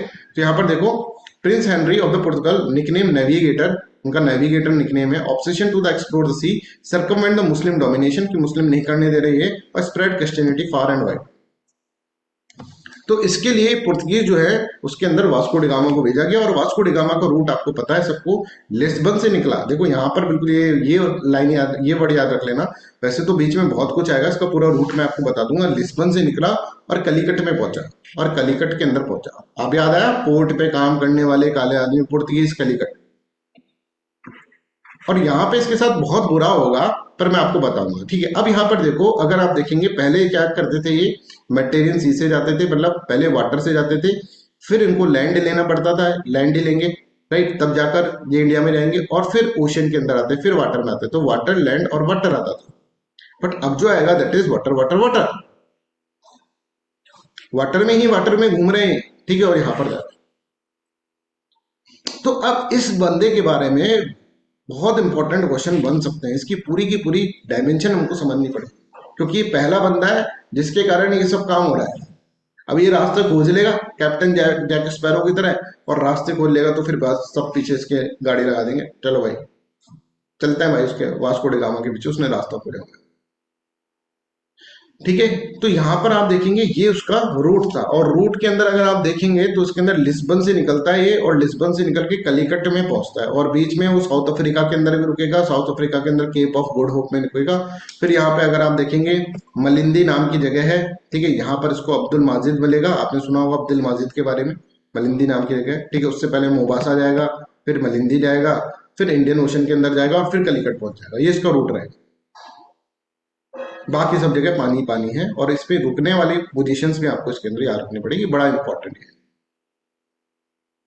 ठीक है, I hope this is clear to everyone. तो यहाँ पर अगर आप इसके अंदर देखेंगे तो इस तरह से आपको इसके अंदर याद रखना पड़ेगा। ठीक है, अच्छा, ये प्रिंस जो थे ना, इनका ये प्रिंस है, प्रिंस हेनरी है। ठीक है, अब इन इस वक्त जो राजा था वहां पर, प्रिंस होगा, किंग भी होगा, वो किंग है, king Manuel first, manual first. ठीक है, ये पुर्तगाल के ये किंग जो है ना, उन्होंने एक तरह से अपॉइंट करा वास्को डिगामा को कि यार मेरा बेटा जब जहाज निकाल के लेकर चल जाता है, मर जाएगा वो, तो मैनुअल फर्स्ट ने कहा कि तू जा और तू जाकर वहां पर देख कर आ क्या चीज। ठीक है, तो यहाँ पर इसके साथ बहुत बंदे इन्होंने भेजे और एक तरह से स्पॉन्सर करा गया कि तुम जाओ। Vasco da Gama was the Portuguese explorer who became the first European to reach India by sea, establishing the direct Europe Indian oceanic route around the Cape of Good Hope. अगर ये कहता कि साहब नहीं जा रहा, तो हो सकता था ब्रिटेन और ये सब लोग हमारे यहाँ पर आते हैं। ठीक है, this change world history by the shifting trade from the land routes. ठीक है, लैंड रूट से जो ट्रेड होता था to the sea, completely sea से अब अपन जा रहे हैं। तो वास्को डिगामा ने एक काम कर दिया, king Manuel first of Portugal appointed Vasco da Gama to lead this expedition, जिसके अंदर बहुत सारे लोग गए पर Vasco da Gama was the leader. तो देखो भाई, लिस्बन से निकला, केप वर्दी यहाँ पर गया, फिर साउथ अफ्रीका के अंदर केप ऑफ गुड होप है, मोजाम्बिक। ठीक है, फिर मोम्बासा, मलिंदी। मलिंदी बड़े इंपॉर्टेंट प्लेस है, बिकॉज यहाँ पर उसको समझ में नहीं आ रहा था कि मैं कैसे जाऊँ। यहाँ पर वो कंफ्यूज हो गया बहुत बुरी तरह से। कैसे कंफ्यूज हो गया कि यार यहाँ पर मैं जाऊंगा, हवाएं पता नहीं किधर बढ़ी, 2-3 बार ट्राई करा, पर वापस आ गया डर के। बोले मैं तो ये पूरा हिल रहा है पूरी तरह से, शिप क्या करूं मैं। तो यहाँ पर एक अब्दुल माजिद नाम का एक इंडियन यहाँ पर मिलेगा उनको। ठीक है, जो अरब के लिए ट्रेड करता था। वो कहेगा कि भाई तेरे को पता है चक्कर क्या है? बोले क्या, ज्योग्राफी पढ़ी है? बोले नहीं। बोले तेरे को एक नंबर देता हूँ, गोविंद सर का नंबर, उनसे पूछ। बोले तू ही बता दे। तो उसने बोला कि भाई मानसून आ रहा है इधर, मानसून विंड्स के बारे में पता है कैसे आता है? इस तरह का मानसून आ रहा है, तो उसकी डायरेक्शन में, अगर विंड की डायरेक्शन में तो फ्लो करेगा तब जाकर रीच होगा। तो मानसून पढ़ा है उसने पूरा, उसको समझ में आ रहा है? पूरा का पूरा डायग्राम बना के ये देखा भाई, ये पूरा इफेक्ट होता है इसका, लानीना ऐसा होता है, एलिना ऐसा होता है, ये सब चीजें मानसून पढ़ा है। तब उसको समझ में आया भैया यहाँ से अपन को जाना पड़ेगा। तो यहाँ पे मलिंदी के अंदर वो बंदा मिला है। ठीक है, अब देखो इसके अंदर है ना, सिर्फ बुक की नॉलेज काम नहीं आएगी आपको, please please try to understand. बहुत सारा आपको न्यूज़पेपर भी सर्च करना है, न्यूज़पेपर में हिस्टोरिकल आर्टिकल्स आते रहते हैं। ठीक है, बड़े इंटरेस्टिंग होते हैं, उससे और भी इंफॉर्मेशन आपको मिलेगी और फिर जाकर आपको इसके, ठीक है। अब यहाँ पर भी एक अब्दुल माजिद का नाम क्या था, इबिन माजिद था, अब्दुल माजिद था, ऐसा है। पर मॉडर्न हिस्ट्री के अंदर फिर इसको लास्ट के अंदर से मान लेंगे अब्दुल माजिद है। Who was Gujarati naval pilot in Malindi, guided Vasco da Gama to Calicut in 1497-1498 के अंदर। उसको एक तरह से उसने कहा कि कलिकट में इस तरह से जाना होगा। और कलिकट में उस वक्त था हिंदू रूलर जमोरियन, राइट। अच्छा, जमोरियन से अभी पुर्तगीज के पहले, मैंने पुर्तगीज से पहले कौन ट्रेड कर रहे होंगे, आप खुद सोच कर बताओ। जमोरियन से कौन ट्रेड कर रहे होंगे? पुर्तगीज से भी पहले कौन होंगे इसके कोर्ट में कि साहब हमसे ट्रेड, इनके अच्छा ट्रेड किससे चल रहा होगा? Anybody in the class? अरब से, बिल्कुल ध्यान है। ठीक है, कॉन्सेप्ट देखो, अब ऐसे कॉन्सेप्ट बनते हैं। आप खुद ने आंसर दिया अरब से। पहले मैं तुमसे पूछता पढ़ाने से पहले, तो नहीं आता। ठीक है, पर आपको पता है कि अरब वाले ने इसको कैप्चर करके रखा होगा जमोरियन को, कि भाई हमसे ट्रेड करो। कैप्चर करना मतलब हमसे ट्रेड करो इस तरह। और एक पुर्तगीज आ रहा है यहाँ पर। ये पुर्तगीज जब भी आया ना, वास्को डिगामा आया ना, उसका बहुत अच्छे से स्वागत करा गया स्टार्टिंग के अंदर, कि भाई वास्को डिगामा आया कहाँ से? पुर्तगीज से आया। और पुर्तगीज से आया तो यहाँ पर हमको बहुत अच्छा कुछ गिफ्ट विफ्ट लाया होगा भाई, है ना। वहाँ की तो वाइन्स भी बड़ी होती है अच्छी, तो वो ऐसा कुछ लाया होगा, मजा आएगा भाई। राजा ने बुलाया भाई, लेकर क्या लाया? अब ये आया भाई, इसने सबसे पहला गिफ्ट निकाला, लो भाई राजा। बोले क्या ये? Wash basin. बोले पागल वागल हो गया, चक्कर क्या है? बोले नहीं पसंद है। दूसरा निकाला, देखो अब मैं दूसरा लो, हैट। बोले टोपी का मैं क्या करूंगा भाई, ये मुकुट नहीं दिख रहा, इस पे क्या लगाऊंगा मैं टोपी? बोले यार अच्छी, ये भी पसंद नहीं है। तीसरा निकालो, कोरल बीच। पागल वागल हो गया कि इसको पहले, मतलब उसने जो गिफ्ट दी ना, that was very poor gift. और उससे जमोरियन किंग जो था वो नाराज हो गया। That is the history, historical fact. तो उसकी पहले इसका जो प्रोसेशन निकला पूरा का पूरा, और जब वो राजा के पास गया तो राजा उससे नाराज हो गया, पहली मीटिंग उसकी खराब हो गई। राजा ने बोला ये गिफ्ट देगा तू मेरे को? तो यहाँ पर देखो ये रीजंस है, ये सब चीज आपको याद रखनी पड़ेगी, ठीक है, कि पहली मीटिंग उसकी हॉस्टाइल हुई, right. Vasco da Gama brought cheap goods, washing machine, ठीक है, hats, corals, which were considered insulting for a major Indian kings like Zamorin. Zamorin बोला भाई मैं राजा हूं, तेरा भाई थोड़ा ना हूं, ऐसे देगा तो। और अरब ट्रेडर्स बैठे थे, अरे सर ये आपके साथ देखो, ये लेकर आए ये राजा के लिए, ये इज्जत है आपकी। उनको तो कॉम्पिटिटर दिख रहा था वो। तो Arab traders of Calicut dominated the Indian Ocean trade, they fear losing their spice trade monopoly to the Portuguese. अगर पुर्तगीज के साथ हो गया इसका सही, तो फिर दिक्कत हो जाएगा जमोरियन का। तो वो जमोरियन को कहेंगे ये पुर्तगीज है ना, ये ऐसे ही है, लिचड़ आदमी है, देखो आपके लिए क्या लिया है, टोपी लेकर आया, बताओ किंग टोपी पहनेगा? टोपीबाज हो गया आप, नन्ही टोपीबाज, ये ऐसे लोग हैं, ये है ना, ये धीरे से अंगली पकड़ के पूरा आपका ट्रेड वेड है ना सब बर्बाद कर देंगे, लोग अच्छे नहीं है। जमोरियन ने बोला कि ठीक है भाई, तुमको सारी ड्यूटी व्यूटी वैसे ही देनी पड़ेगी जैसे सारी फॉरेन मर्चेंट को देनी होगी।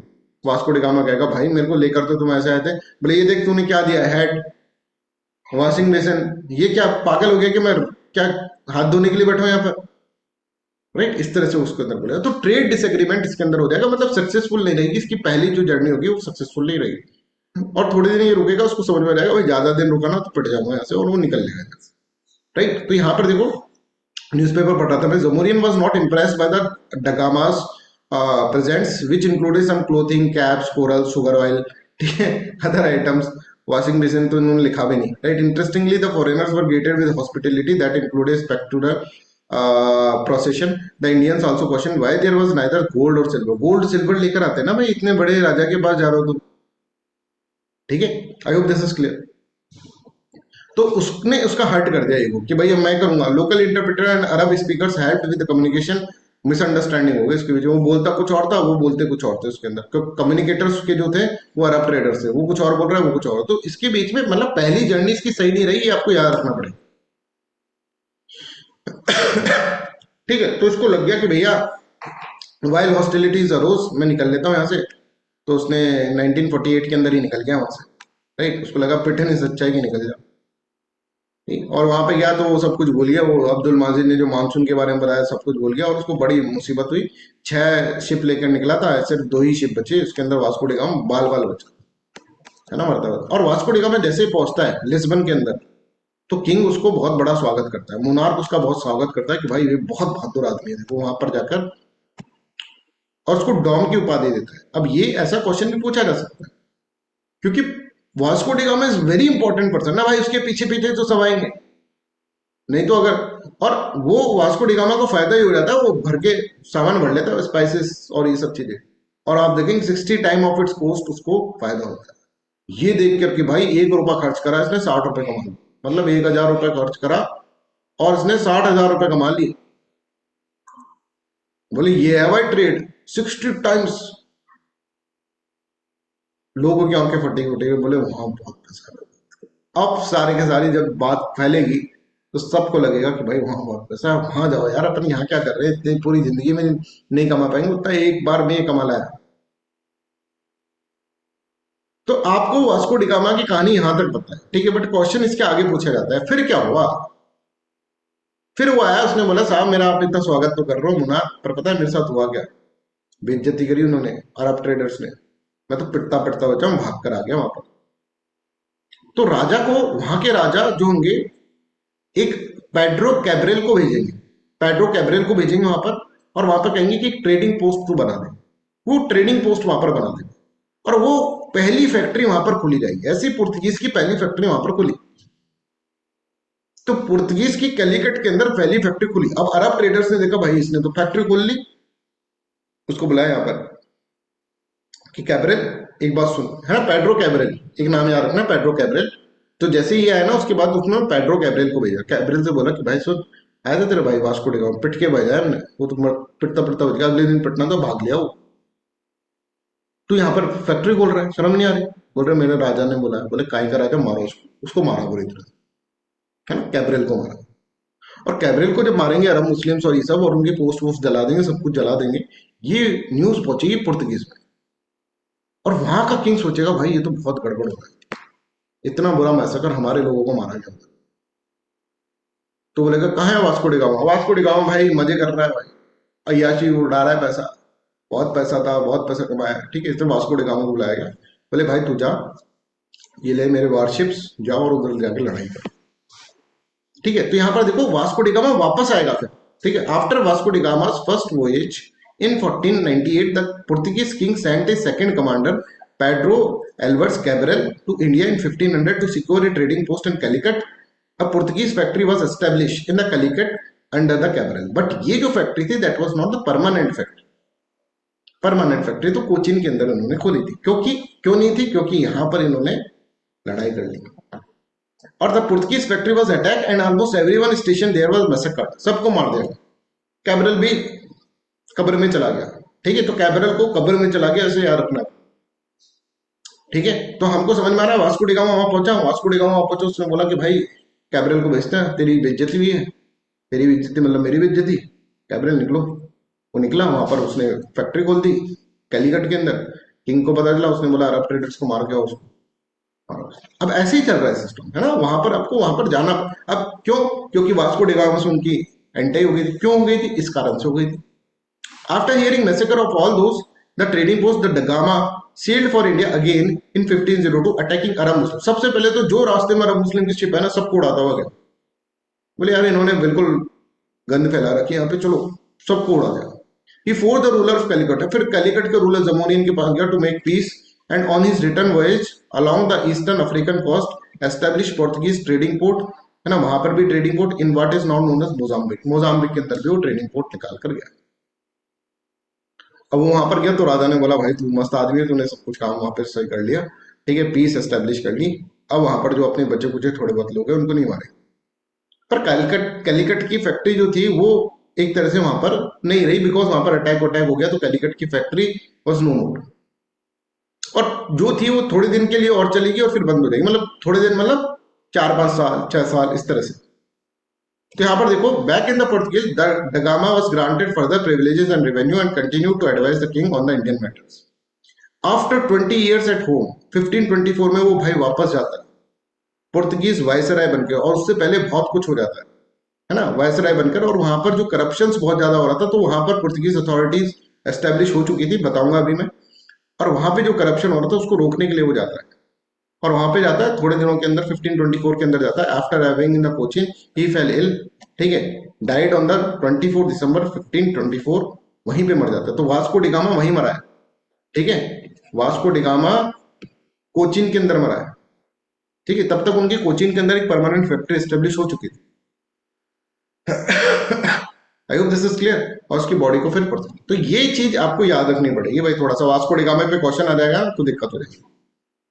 चलो ऐसा क्वेश्चन करो, तभी तो हमारे क्वेश्चंस जो होते हैं वो हो नहीं पाते। आप टेस्ट सीरीज पे क्वेश्चन करोगे वास्को डिगामा पे आ जाएगा, आपको लगेगा यार क्या है ये।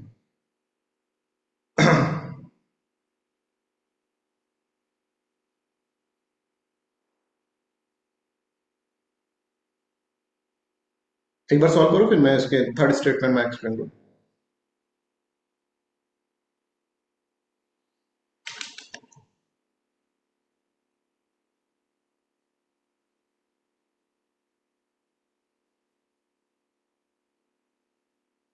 तो अब यूपीएससी को पता है, आपको वास्को डिगामा की आधी कहानी पता है, आपको ये नहीं पता 3 बार वो इंडिया है। अगर आपसे ये पूछ लेते कितनी बार इंडिया है, आप एक बार लिखकर या ज्यादा से ज्यादा 2 बार लिखकर आप कर देते, 3 बार वो इंडिया है। और तीसरी बार जो है ना, उसको वायसराय बनाकर भेजा है उसको 1524 के अंदर, ठीक है, ये भी याद रखिएगा। तो which of the following events are directly associated with first journey. First journey में क्या हुआ ये अपन इसके अंदर देखते हैं। फर्स्ट जर्नी में तो बहुत पिटाई पड़ी है। Use of Gujarati Muslim pilot named Abdul Mazid, opposition from the Arab traders in Calicut, imposition of काटा सिस्टम। काटा सिस्टम 1502 के अंदर स्टार्ट करा गया, ठीक है। और काटा सिस्टम क्या है अभी हम पढ़ेंगे जब हम ये जो इसके गवर्नर्स है फ्रांसिस्को द अल्मेडा के बारे में पढ़ेंगे, तब जाकर हम पढ़ेंगे, राइट। imposition of काटा system on the Indian ships, establishment of permanent Portuguese factory in the Calicut. Permanent तो नहीं बनाई थी भाई, ये तो हटा दो, ये भी हटा दो। तो first and second will be the right answer, A will be right answer. I hope this is clear to everyone. ऐसा क्वेश्चन हमको तभी सॉल्व हो पाता जब हमने इसको अच्छे से पढ़ा। तो जो भी चीज आपकी मिसिंग है वो भी मैं इसके अंदर करा दूंगा आपको, मतलब पूरा ही पढ़ा रहा हूँ मैं तो एक तरह से, और क्वेश्चंस भी अपन कर रहे हैं इसके, प्लीज।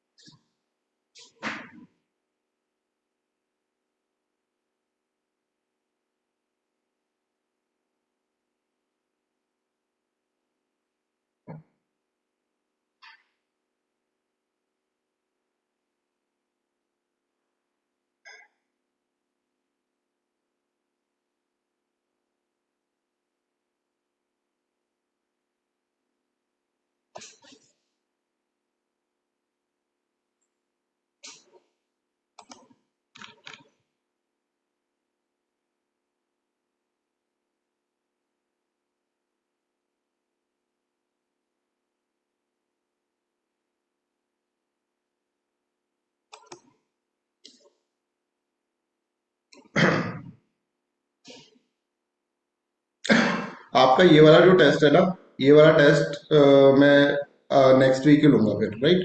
क्योंकि अभी तो इतने क्वेश्चन भी प्रिपेयर नहीं हो पा रहे, ठीक है, क्योंकि इतना पढ़ाया नहीं था अपन ने इसके अंदर भी, क्योंकि इतने सारे क्वेश्चन करा दिए बच्चे नहीं।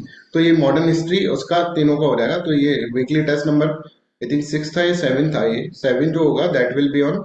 एक वीकली टेस्ट अपन ने, पॉलिटी खत्म हो गया उसके बाद अपन ने स्टॉप लिया है, फिर अब नेक्स्ट वीक ही होगा ये, है ना, मतलब संडे को होगा।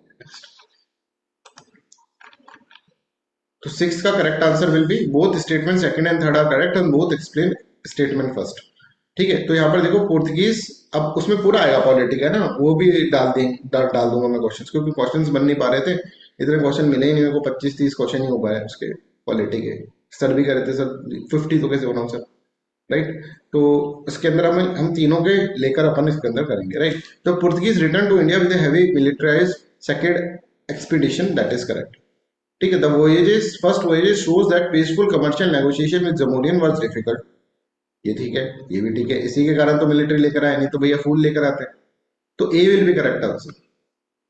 पर हमें इसके लिए कहानी पता होना। अब देखो कहानी है सारी, इसमें कोई तुमको ऐसा डिफिकल्ट तो लगा नहीं, कहानी कहानी की तरह सुन लिया आपने। ये करो, सर वास्तु। क्वेश्चन था, हाँ जी। पेड्रो मिलिट्री लेके आया था सेकंड टाइम।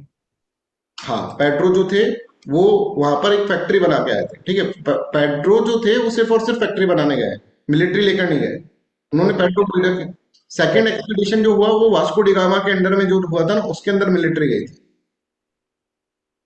तो पेड्रो के आने को सेकंड एक्सपीडिशन नहीं मानेंगे पोर्टुगीज का नहीं, फर्स्ट? क्योंकि एक्सपीडिशन का मतलब होता है कि एक, मतलब एक पूरा का पूरा जो काफिला है ना वो निकल कर जाए, जब उसको एक्सपीडिशन अपन बोलते हैं।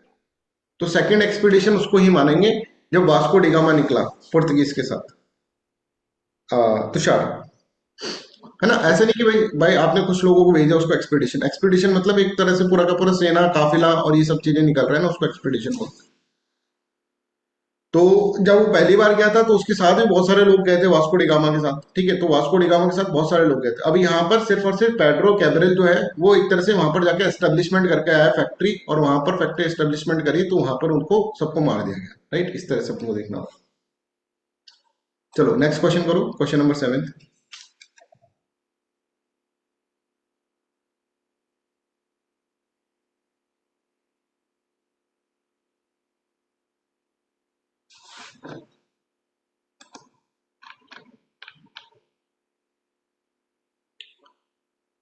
ठीक है, सेवेंथ का C will be correct answer. Relied on the local Indian knowledge for monsoon navigations during his first voyage, right? He returned to India as Portuguese viceroy during his final voyage, right? That is correct, दोनों correct है, C will be correct answer।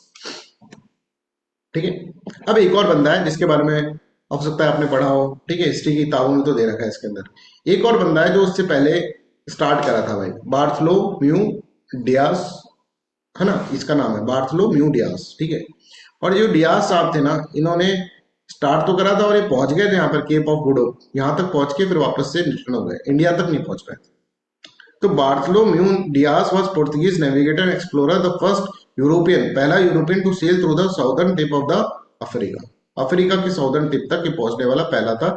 His voyage prove that it was possible to reach the Indian ocean by the sea from Europe, laying the foundation for the future expedition to the India. तो इससे भी पहले, Vasco da Gama से भी पहले बार्थलोम्यू Diaz आए थे, but वो इंडिया तक नहीं पहुंच पाए थे। कभी कभार क्वेश्चन इन दोनों के बीच में भी आ सकता है, ठीक है, ऐसा क्वेश्चन। करो सॉल्व इसको।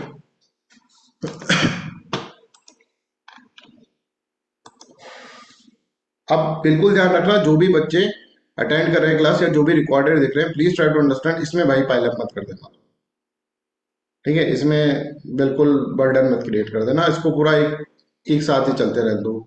पॉलिटी के साथ जो हुआ तुमने करा, जो पॉलिटी की तुमने गति बिगाड़ी वो बिगाड़ दी, इसके साथ प्लीज मत करना। इसमें साथ साथ करते रहना, चाहे रिकॉर्डेड देख लो, रिकॉर्डेड देखो, पर साथ साथ देखना है।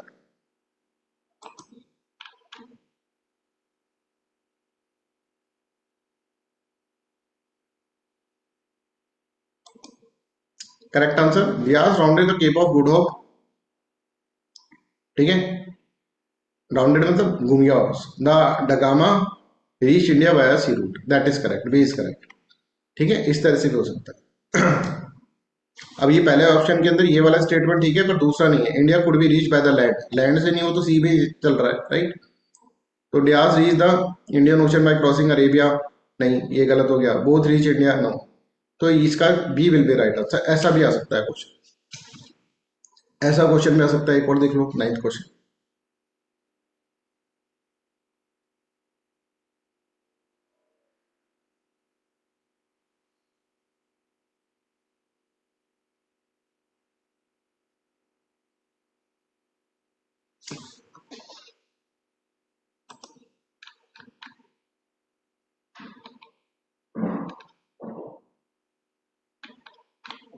ठीक है, इस तरह का। तो I hope this is clear to everyone.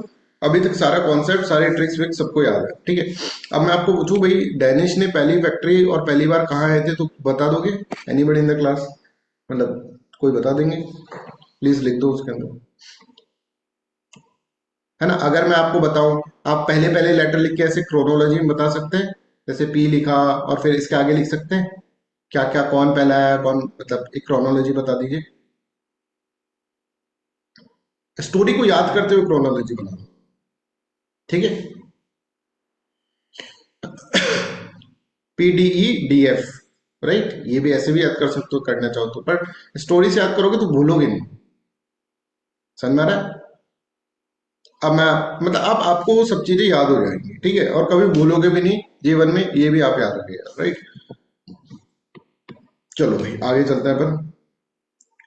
अब देखो भाई, ऐसा क्यों बोलते हैं सर कि वास्को डिगामा पहली बार आया भारत के अंदर, पहला यूरोपियन जो भारत के अंदर आया? सर इतना साल था जब यहाँ पे रोमन एम्पायर था, तो भी आए होंगे ना लोग। यस, पर मॉडर्न हिस्ट्री के अंदर से बोला जाता है, मॉडर्न हिस्ट्री के रेस्पेक्ट में बहुत सारे, पहले बहुत सारे रोमन्स भी आते थे, ग्रीक भी आते थे, ये भी क्या है, ये भी यूरोपियंस ही है ना, ये भी आए थे इंडिया के अंदर। पर Vasco da Gama is still called the first European to reach India in context of the modern history, modern history के कंटेक्स्ट में है। अब इसका रीजन ये है कि पहले जो आते थे वो आते थे वाटर, लैंड और फिर वाटर, ये ऐसा बंदा था पहली बार वाटर वाटर वाटर के थ्रू उसने रास्ता बता, ठीक है? तो Vasco da Gama was the first European. अब इसका क्या है, by direct sea route from the Europe around the Cape of Good Hope, ठीक है? His voyages bypass Arab middleman, ठीक है? इसलिए इसको पहला बोला जाए। हिज अराइवल, आप इसके अंदर ये सब चीजें देख सकते हैं। और ये पहला ऐसा बंदा है जिसने एक तरह से यूरोप की कॉलोनाइजेशन, अगर ये नहीं आता ना तो यूरोप की कॉलोनाइजेशन जो होती थी ना, वो नहीं होती। आज हम ऐसे 200 साल तक हम पे राज नहीं करते। अगर ये नहीं आता तो ये नहीं आता, तो सर कोई और आता, तो कोई और भी नहीं आता, तो फिर पता ही नहीं चलता, तो अरब वाले ही रहते फिर। हो सकता था वो ज्यादा खतरनाक हो जाता हमारे लिए, अरब वाले हमको कॉलोनी बना लेते। खैर, पर हिस्ट्री इस तरह से होती है, इस आदमी के कारण, एक आदमी के कारण देखो इसने हिस्ट्री पूरी बदल दी, ठीक है? I hope this is clear to everyone. अब चलो फिर हम आगे चलते हैं, है ना? पुर्तगीज के अंदर ही आगे चलते हैं। और आगे चलने से पहले हम पहले थोड़ी सी हवा खा लेते हैं। थक गए ना, पंखा खा ले, पंखा चला दिया हमने, ठीक है? पंखे को इंग्लिश में क्या बोलते हैं सर? फैन चला दिया आपने, FAN। तो मतलब आने वाले समय में हम 3 आदमियों के बारे में पढ़ेंगे, Francisco de Almeida, Alfonso the अल्बर्गी और नीनो द काना। ये 3 आएंगे गवर्नर्स ऑफ पुर्तगीज। अब पुर्तगीज के राजा इनको भेजेंगे, फ्रांसिस्को और यहां पर आप देखो एल्फेंसो द अल्बर्गी, राइट, और नीनो द काना। तीनों को कुछ कुछ आकर यहाँ पर करेंगे, तीनों का कुछ कुछ ईगो होगा, कुछ कुछ इसके बारे में अंडरस्टैंडिंग करनी होगी, और हम इसके अंदर करते हैं। तो I hope this is clear to everyone. अब हमको आगे का कैसे याद करना है? फैन से याद करना है। पुर्तगीज के अंदर ये सब हो गया भाई, ये नेविगेटर ही आ गए। अब पुर्तगीज के अंदर कैबरल के बाद फिर कैबरल तो वो हो ही गया था, ठीक है, उसको इस तरह से नहीं भेजा था कैबरल को, तो बस ये था पोर्ट बना दे भाई, तू जाकर वापस से नहीं बन पाया, तू जाकर बना। अब आते हैं गवर्नर, जो पहला गवर्नर भारत के अंदर आया, that is Francisco de Almeida. तो पुर्तगीज ने आते यहाँ पर पंखा चलाया, ऐसे याद रख ले, पंखा मतलब फैन। और फ्रांसिस्को द अल्मेडा के बारे में हम इसके अंदर पढ़ते हैं। 1505 से इसका स्टार्ट होगा और 1505 से 1515 आई थिंक यहाँ तक ये रहेगा भारत के अंदर, राइट। तो 1505 के अंदर king of Portugal appointed a governor in India for a 3-year term and equip the incumbent with sufficient force to protect the Portuguese interest. कि अब तू जा वहां पे सही से एस्टेब्लिशमेंट करके आ, वहां जाकर एक तरह से अपनी भारत के अंदर है ना अपनी पोजीशन बनाकर आया। तेरे पीछे वाले आए थे पर उन्होंने इस तरह से नहीं करा। तो यहाँ पे किंग है, किंग मैनुअल फर्स्ट ही है, ठीक है, अभी ज्यादा टाइम तो हुआ नहीं, 1505 है किंग जो है इसका।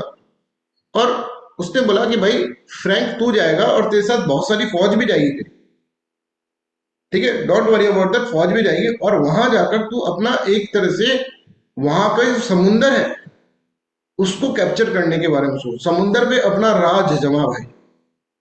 और ये बात है ना उसके दिमाग में इतनी घुस जाएगी कि वो आगे जाके किंग से ही इसमें इस बारे में लड़ जाएगा, इतना सीरियसली ले लेगा वो। तो फ्रैंक बोलेगा ठीक है सर। तो ये किंग जो है, ठीक है, मैनुअल फर्स्ट, ठीक है, ये जो किंग है ये बोल रहे हैं फ्रैंक वहां पर जाओ और ब्लू वाटर पॉलिसी लगाओ और वहां पे फोर्ट बनाओ। दो काम करो वहां पे, एक तो ब्लू वाटर पॉलिसी लगाओ, ब्लू वाटर पॉलिसी क्या होता है ये मैं आपको बता दूं, और वहां पे फोर्ट बनाओ। तो ये देखो ये मैनुअल फर्स्ट के बारे में है, लिखा हुआ है 1521 तक यही रहेगा। नॉन एज फॉर्चुनेट, इसको फॉर्चुनेट बोलते थे, हर एक का नाम होता था, इनका निकनेम होता था। जैसे प्रिंस हेनरी का था नेविगेटर, इसका था fortunate, the king of Portugal from, है ना। तो I hope this is clear to everyone. तो यहां पर इसने कहा कि फ्रैंक जाओ वाटर पॉलिसी बनाओ फिर। तो अब ये है फ्रांसिस्को द अल्मेडा, ठीक है। अब नाम सुनो भाई, फ्रांसिस्को द अल्मेडा, इसकी कहानी अब अपन को समझनी पड़ेगी। इसके दिमाग में एक चीज फिट करके भेजी उसने, समुंदर पे कब्जा अपना होना चाहिए। ये खुद बोलता है जिसका समुंदर पे कब्जा उसका भारत पे कब्जा, क्योंकि लैंड से तो आने नहीं दे रहे। तो अब बात रह गई किसके पास ज्यादा शिप है, किसके पास, अगर मोनोपोली बनानी है तो हमको ये बना। ये बोला कि मेरे लिए सबसे बड़ा फायदा ये है कि अभी कोई आया नहीं है यहाँ पर, मैं ही हूं यहाँ पर, यूरोप से कोई आया नहीं, ब्रिटेन वाले फ्रांस वाले आए नहीं, मैं ही हूं जो हूं। तो उसने बोला किसी को आए नहीं है तो किसी को आने भी नहीं दूंगा। इसने एक ब्लू वाटर पॉलिसी बनाई, जो किसके किंग ने बोला था इसको, है ना। और उसमें कहा कि पुर्तगीज ही यहाँ पे मोनोपोली, ट्रेड मोनोपोली कर सकते हैं इंडियन ओशन के थ्रू, और कोई नहीं आ सकता। बोले क्यों, आओगे डुबा देंगे, कोई भी आएगा डुबा देंगे। तो इसने अपने लोगों को एक पास दिया, दैट इज नोन एज कार्टाज पास, कार्टाज पास। ये पास जिसके पास होगा उसको ही हम अलाउ करेंगे, है ना। अपने लोगों को दिया कि पुर्तगीज के एक पास बनाया, बोले एक शिप पकड़ा, बोले भाई साहब हमारे पास पास है, पास है तो चलो, नहीं पास है डुबो दो शिप, ऐसा, ठीक है। I hope this is clear, this is known as blue water policy. उसने कहा ठीक है भाई कब्जा करना है ना समुद्र पे, हम करेंगे समुद्र पे। तो licensing system was created to control the enforce the Portuguese trade monopoly over a wide area in the Indian Ocean, taking advantage of the local commerce. Officially, no vessels was permitted to sail in the Indian coast without this document. इसको बोला गया cartridge system. पर ये cartridge system ऐसा नहीं कि इसने लगाया, ये पहले से 1502 के आसपास से इंट्रोड्यूस हो गया था। तो he did not introduce कार्टाज सिस्टम। कार्टाज ट्रेड सिस्टम जो था वो पहले से इंट्रोड्यूस था। किसने करा, पुर्तगीज नहीं कराया, पर 1502 के आसपास ही हो गया था। पर इसको बिल्कुल एक पॉलिसी के फॉर्म में बनाना ये इसने करा, रिस्किंग लूजिंग देयर कार्गोज। तो ये तो ऐसे बोलता था, whoever is the lord of sea, जो सी का सम्राट होगा will soon become the lord of India। इतना क्लियर था ये अपने उसके। तो इसलिए इसने उसमें बोला कि यहाँ पर भाई मेरे को पहला काम था कि मेरे को क्या करना है, ब्लू वाटर पॉलिसी लगाना है, ये मैंने कर दी और बड़ा ही अग्रेसिवली करा। और दूसरा इसका काम जो था ना, ये फोर्ट एस्टेब्लिश करे, ठीक है। ही वुड एस्टेब्लिश और setup fort in the south and the western Indian coast, ठीक है, साउथ वेस्टर्न इंडिया कोस्ट है ना, साउथ वेस्ट इंडियन कोस्ट है ना। और ये फोर्ट इसने करा अंजी दीवा आइलैंड कन्नौर आइलैंड, कोचीन और Quilon. Right, I hope this is clear. अब ये देखिए कहाँ कहाँ है, तो आप यहाँ पर देखो कन्नौर इस जगह है, ठीक है, और ये कोची इस जगह है, राइट, और कोल्लम इस जगह है, ठीक है। साउथ वेस्ट के अंदर ही तीनों है, राइट, कोलम, कोचीन, राइट, और एक तरह से कन्नौर, राइट। और अगर हम देखिए चारों को, ये जैसे फोर्ट एंजेलो कन्नौर है ना, इसको बोल रहा फोर्ट एनजी देवा आइलैंड के ऊपर है, राइट, ये एक आइलैंड। तो इस तरह का कुछ आपको देखने को मिलेगा, ठीक है। तो ये फोर्ट्स जो है इसने बनाया, किसने बनाया, भाई ने अपने अपने भाई फ्रेंच ने बनाया, ठीक है। अब इसको ऐसे पूछ सकते हैं कि इनमें से फोर्ट बताओ नॉर्थ साउथ में, या इस तरह से डालो तो अंजीदेवा इज इन द सबसे ऊपर, ये नॉर्थ के अंदर ये है, राइट। उसके पीछे साउथ में जाओ तो कन्नौर आएगा, फिर कोची आएगा, फिर क्यूलॉन आएगा, ठीक है। और अगर अपन एबीसीडी में चले ना तो भी ऐसे आता है, ए के बाद फिर सी, सी के बाद फिर क्यू आ रहा है। तो इसको इस तरह से भी आप याद कर सकते हैं। एक मैंने आपको पूरा का पूरा इस डायमेंशन में इसको बता दिया। I hope this is clear to everyone, है ना, यहाँ तक सबको क्लियर है। अब हम थोड़ा सा इसके अंदर और आगे बढ़े। इसने फोर्ट्स भी बना दिए, इसने बोला अब मैं क्या करूं, अब होगी लड़ाई, ठीक है। कन्नौर पे फोर्ट बनाया, इतने में कन्नौर का राजा जो है, ठीक है, और कन्नौर का राजा जैमोरिन ने ही कन्नौर को एक तरह से कन्नौर के ऊपर कैप्चर कर रहा है, ठीक है, वहीं पास में है, कलिकट के पास में। तो जैमोरिन जो हो गए, ठीक है, वो कहेंगे यार देखो जैमोरिन्स मतलब एक पूरा एक राजा का नाम ही है, पूरा के पूरा एक तरह से डायनेस्टी का नाम। तो जैमोरिन्स ऐसे बोलेंगे कि भाई देखो तुमने आए थे उस वास्को डी गामा में पीस एस्टेब्लिश कर दी थी, अब तुम यहाँ पे फोर्टिफिकेशन क्यों कर रहे हो फिर कन्नौर के अंदर, यहाँ पे ये मत करो भाई। उसने बोला भाई अब तो बहुत बहुत पुरानी हो चुकी, करेंगे हम, तुम करोगे तो फिर लड़ेंगे हम, तो लड़ लो। तो जैमोरिन से लड़ाई होगी यहाँ पे, उसको बोला जाएगा बैटल ऑफ कन्नौर। अब ये याद करवा दूंगा मैं आपको, ना, क्योंकि ये थोड़ा सा डिफिकल्ट हो जाता है ये याद करना। बच्चों तुमको है ना पूरा का पूरा रिलैक्स होकर पढ़ो, बिल्कुल कुछ याद नहीं करना पड़ेगा तुमको। हिस्ट्री के अंदर, हिस्ट्री जैसे सब्जेक्ट में एक चीज याद नहीं करनी, समझ में आ रहा? एक भी चीज याद नहीं करी कि बैटल ऑफ कन्नौर किसके टाइम पर हुआ, कोई दिक्कत नहीं, करवा देंगे याद, ठीक है, राइट। कोई भी चीज अपन को याद नहीं करनी। बैटल ऑफ ड्यू, अब आपको ये दिक्कत हो रही है कि फ्रांसिस्को द अल्मेडा के टाइम पर हुआ, या भाई blue water policy Nino the कानून ने लगाई, या एल्बर्गी ने लगाई, ये सब चीजें आपको दिक्कत करती हैं, है ना, स्टूडेंट को दिक्कत करती है, सबको दिक्कत करती है। तो इसके ऊपर स्पेशल फोकस करके हमको करना। बस अभी सुनते जाओ, फिर ट्रिक बतानी होगी जब मैं बता दूंगा, फिर क्वेश्चंस में आपको करा दूंगा। बैटल ऑफ कन्नौर, बैटल ऑफ कन्नौर होता है 1506 के अंदर। अल्मेडा जमोरियन की नेवी को जो होता है उसको हरा देता है, ठीक है। तो यहां पर देखो सबसे पहला जो बैटल है, battle of Cannanore 1506, Almeida fleet defeated the Zamorin's navy, है ना, strengthening Portuguese influence at on the Malabar coast. Malabar coast पे इसका इन्फ्लुएंस हो जाएगा, बैटल ऑफ कन्नौर इस तरह से हो जाएगा। सेकेंड है बैटल ऑफ ड्यू, ठीक है, a major naval battle against a joint fleet of Mamluks. अब तीन लोग मिलकर कर रहे हैं यहाँ पे, ममलूक्स इजिप्शियन, क्योंकि उनको लग रहा है कि भाई ये ट्रेड एस्टेब्लिश कर रहे हैं, तो ये इजिप्शियंस अरब ट्रेडर्स ही है ममलूक्स, ठीक है, ठीक है। बट इन्होंने अपना एक अलग कम्युनिटी बना रखा ममलूक, इजिप्ट के अंदर जो रहता है, राइट। ओटोमन्स, गुजरात सुल्तान और अरब ट्रेडर, ये दीव के अंदर यहाँ पर बैटल होगा। दमन दीव है ना यहाँ पर, ठीक है, उस जगह पर दीव के अंदर यहाँ पर बैटल होगा। और दोनों बैटल्स को आप देखेंगे यहाँ पे अल्मेडा जो होगा डिसाइसिवली डिफीट कर देगा, इस कोलिशन को भी डिसाइसिवली डिफीट कर देगा। और अल्मेडा ये करेगा तो सबको समझ में आ जाएगा कि भैया ये अल्मेडा जो है ना, ये तो बहुत ही खतरनाक आदमी है। तो अल्मेडा ने बैटल ऑफ किन्नौर और बैटल ऑफ ड्यू इसके अंदर करा। I hope this is clear to everyone. अब चलो क्योंकि अल्मेडा जो है फ्रांसिस्को द अल्मेडा जो है बड़ा ही फ्रैंक आदमी है ना, फ्रांसिस्को द अल्मेडा ऐसे याद रखना कि बड़ा बड़ा ही फ्रैंक आदमी है। तो we have the liberty to ask the questions, ठीक है। हम उसके फ्रांसिस्को द अल्मेडा से क्वेश्चन पूछेंगे, बाकियों से नहीं पूछेंगे, अल्बर्गी से नहीं पूछेंगे और नीनो द काना से नहीं पूछेंगे, इससे पूछेंगे फ्रैंक। तो अगर मैं इससे पूछूं, अब आप आंसर देना कि फ्रैंक से हम क्वेश्चन पूछना है और किसी से क्वेश्चन नहीं पूछेंगे, नहीं तो फिर अपन कंफ्यूज हो सकते हैं, है ना, याद करने के लिए कि भाई ये चीज इसने करी थी किसी और ने। अगर मैं इससे पूछूं Frank what is your favourite colour, what he will say,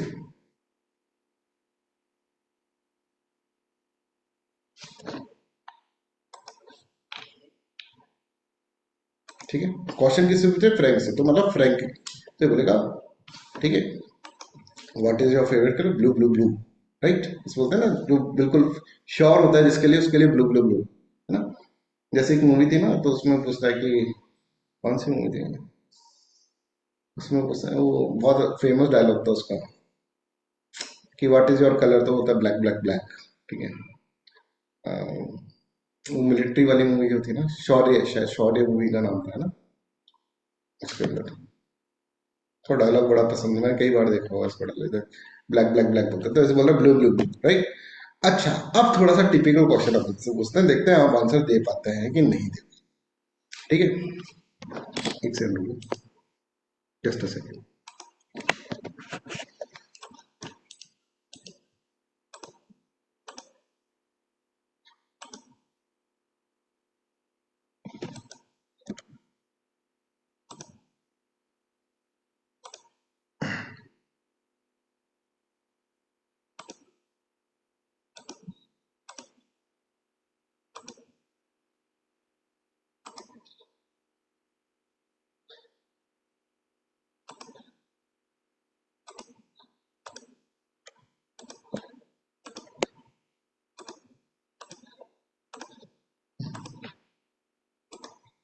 अब उसका दूसरा क्वेश्चन देखते हैं आप आंसर, ये तो चलो ब्लू ब्लू ब्लू तो आपने आंसर कर दिया।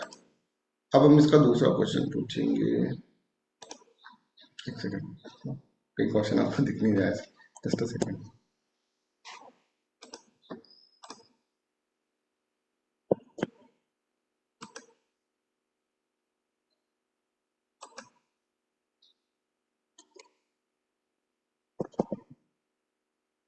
क्या हो रहा है इसमें?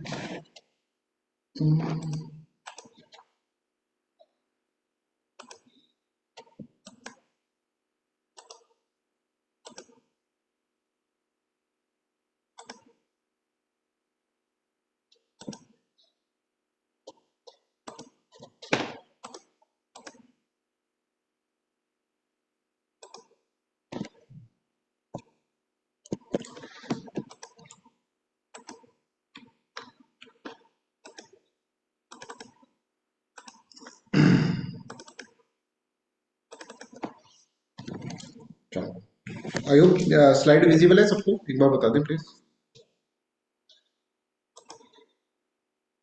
ठीक है? चलो दूसरा क्वेश्चन पूछते हैं भाई, फ्रैंक है क्योंकि ये फ्रैंक आदमी है ना, इसीलिए पूछ पा रहे हैं, बाकियों से नहीं पूछ पाएंगे। ठीक है, ब्लू ब्लू। अब हमने पूछा Frank what is your favourite body organ, सोच के देखो वो क्या बोलेगा, जिसको देखता है कौन बता पाता है।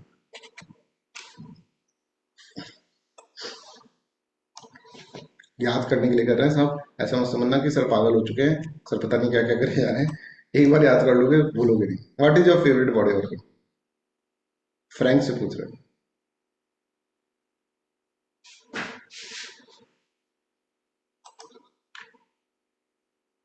वेस्ट तो नहीं होगा,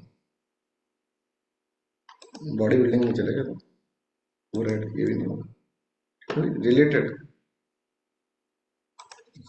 मैं तुमको आंसर दूं इसका, कि पता है क्या फनी आंसर देगा? Years. Why? Because battle of Cannanore, Cannanore मतलब कान हो गया ना, कन्नौर, कान से याद कर लेना, कन्नौर, राइट। याद करने के लिए कर रहे हैं अगेन। अच्छा, मनिंजा आइज बोल रही है, केतन ईयर, केतन ने कर लिया डिकोड, वाह यार। ठीक है, चलो अब तीसरी चीज डिकोड कर सकते हैं, French Frank what is your favourite university in India, आपकी फेवरेट यूनिवर्सिटी कौन सा है?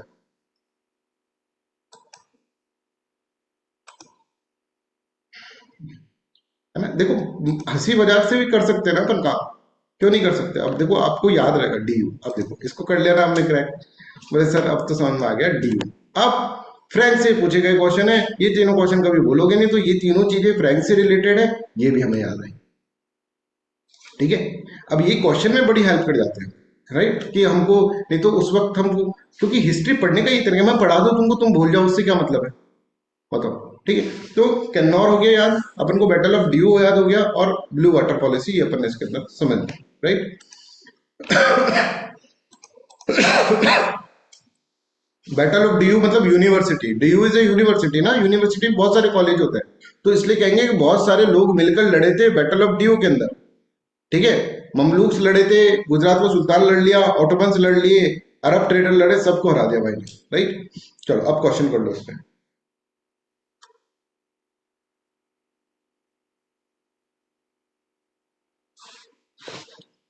सॉरी,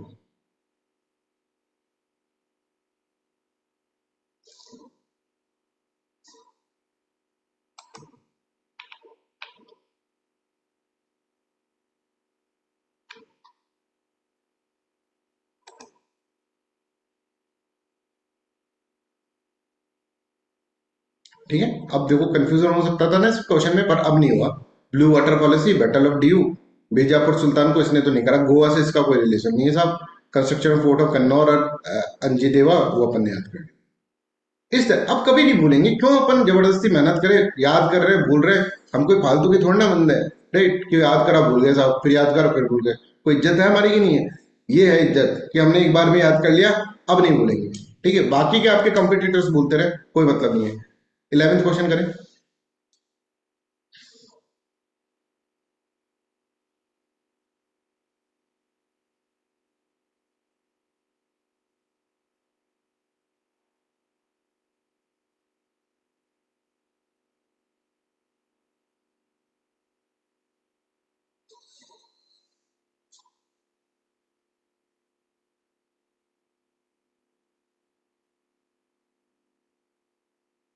अल्मेडा से रिलेटेड ही है, पहले सुन लो, अल्मेडा से रिलेटेड है क्वेश्चन। तो जब अल्मेडा पढ़ रहे हैं टॉपिक, तो अल्मेडा से रिलेटेड है। यहाँ पे consider following statement regarding Almeida, उसके ऊपर आपको आंसर करना है।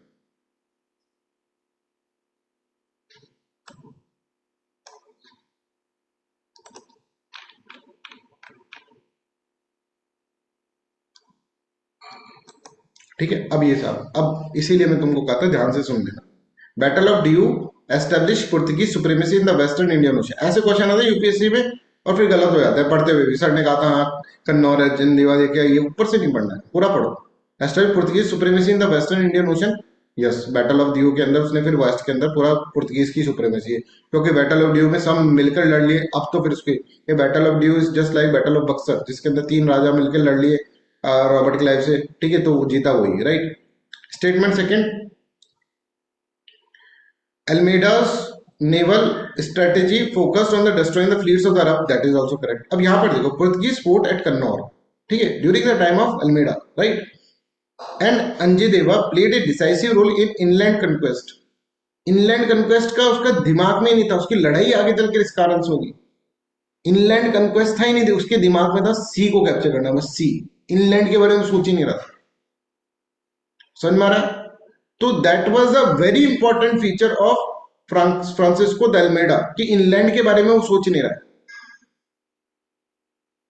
ठीक है, उसके दिमाग में सी वाला फिट हो गया। Only statement second is correct and B will be the correct answer, है ना? इस तरह से आपको देखो। Anybody has any doubt? आप सबने ए करा है, और वो एक ए वाजिब भी आपने करा होगा भी, ठीक है, बट जनरली स्टूडेंट्स ऐसे करते हैं, पहले इसका यही आंसर लगाते हैं, बट बी है इसका आंसर। समझ में आ रहा है? और क्या इसके अंदर कॉन्सेप्ट है, ये समझ में आ गया?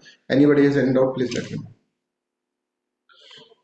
ठीक है, फिर नेक्स्ट ये देखो, 12th क्वेश्चन। ऐसा क्वेश्चन भी आ सकता है, सिंपल क्वेश्चन है बट अब सिंपल लग रहा है। अब कैसे याद करोगे? अब बैटल ऑफ डीयू के अंदर और बैटल ऑफ कन्नौर के अंदर कंफ्यूज हो सकते हैं कि भाई किस में मिलकर लड़ते हो। डीयू का मैंने याद करा है, दिल्ली यूनिवर्सिटी में बहुत सारे कॉलेज होते हैं, तो बहुत सारे कॉलेज होते हैं, उसको यूनिवर्सिटी बोलते हैं, तो इस तरह से आप इसके अंदर याद रखो। ठीक है, 12th का सीन, ऐसा अपन को कुछ इसके अंदर याद करना है। अब क्या होता है, अल्फोंसो द अल्बुकर्क ने बहुत सेवा करी इनकी।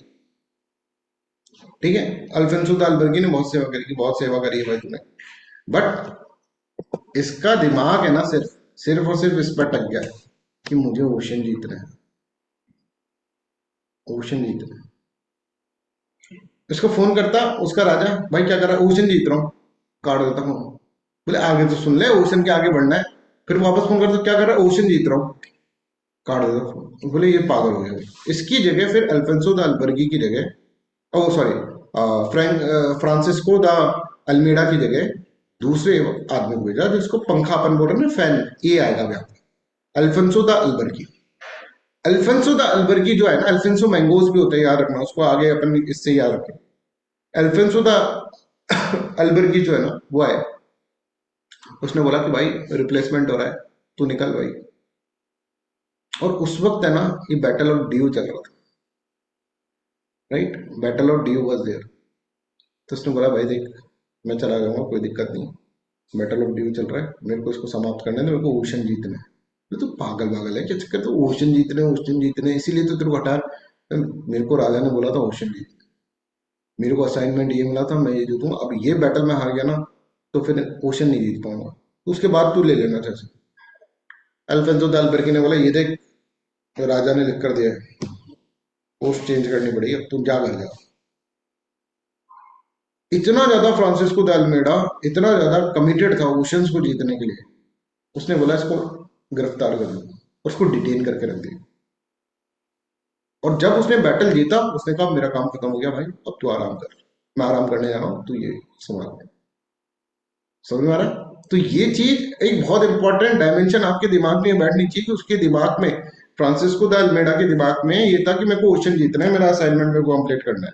तो यहाँ पे देखो इनका क्लैश होता है किसके साथ, अल्फोंसो द अल्बर्गी के साथ। दूसरा पंखे में दूसरा नाम जो था, दूसरी पंखड़ी का नाम है ए, है ना, फैन में तीन पंखड़ियां होती है ना, फ्रांसिस्को द अल्मेडा पढ़ लिया, अल्फोंसो द अल्बर्गी पढ़ रहे ए, फिर नीनो द गाना आएगा, राइट, उसके बारे में हम समझ लेंगे। तो अब यहाँ पे देखो, why the clash happened, Portuguese crown appointed Afonso de Albuquerque as the new governor later viceroy to replace Francisco de Almeida in 1509।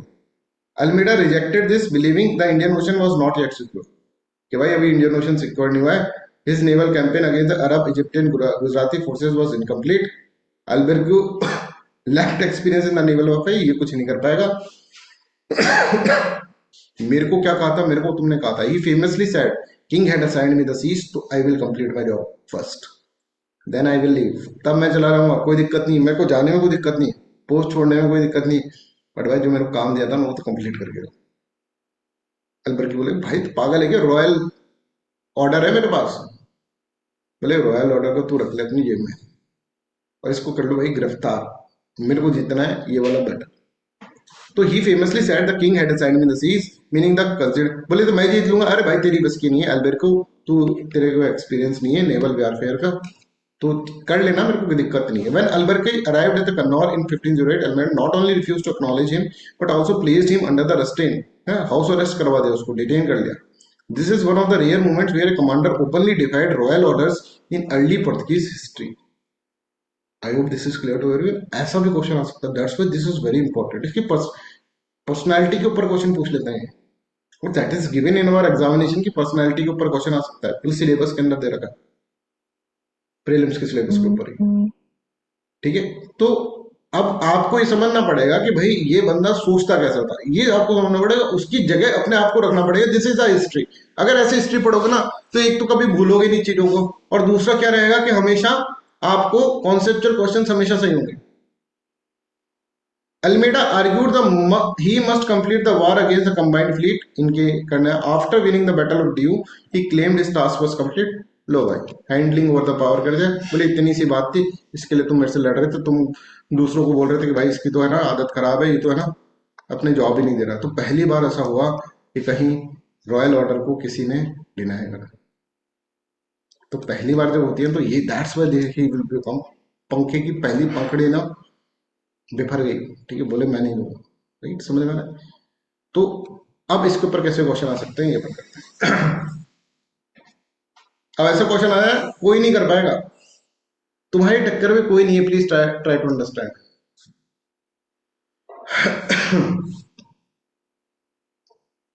Competition खत्म ही हो जाएगा इसके बाद, सिलेक्शन बैच के बाद तुम लोग ही सबसे ज्यादा क्वेश्चन करे हुए बच्चे होंगे, तुम लोग को ही सबसे ज्यादा कॉन्सेप्ट पता होगा, तुम लोग ही सब कुछ होगे, और उसके अंदर फिर अब लक फैक्टर काम कर रहा था, वहां पर तुम्हारे पास कॉन्फिडेंस मैंने पूरा दे दिया, पढ़ा पूरा दिया, बस आपको वहां पे जाके परफॉर्म करना है। उस दिन कैसा परफॉर्म करते हो that play very important role, और ये चीज आपको समझ में आ गई होगी जब आपने ये एग्जाम दिया अभी पंजाब पीसीएस का, जिन भी बच्चों ने एग्जाम दिया।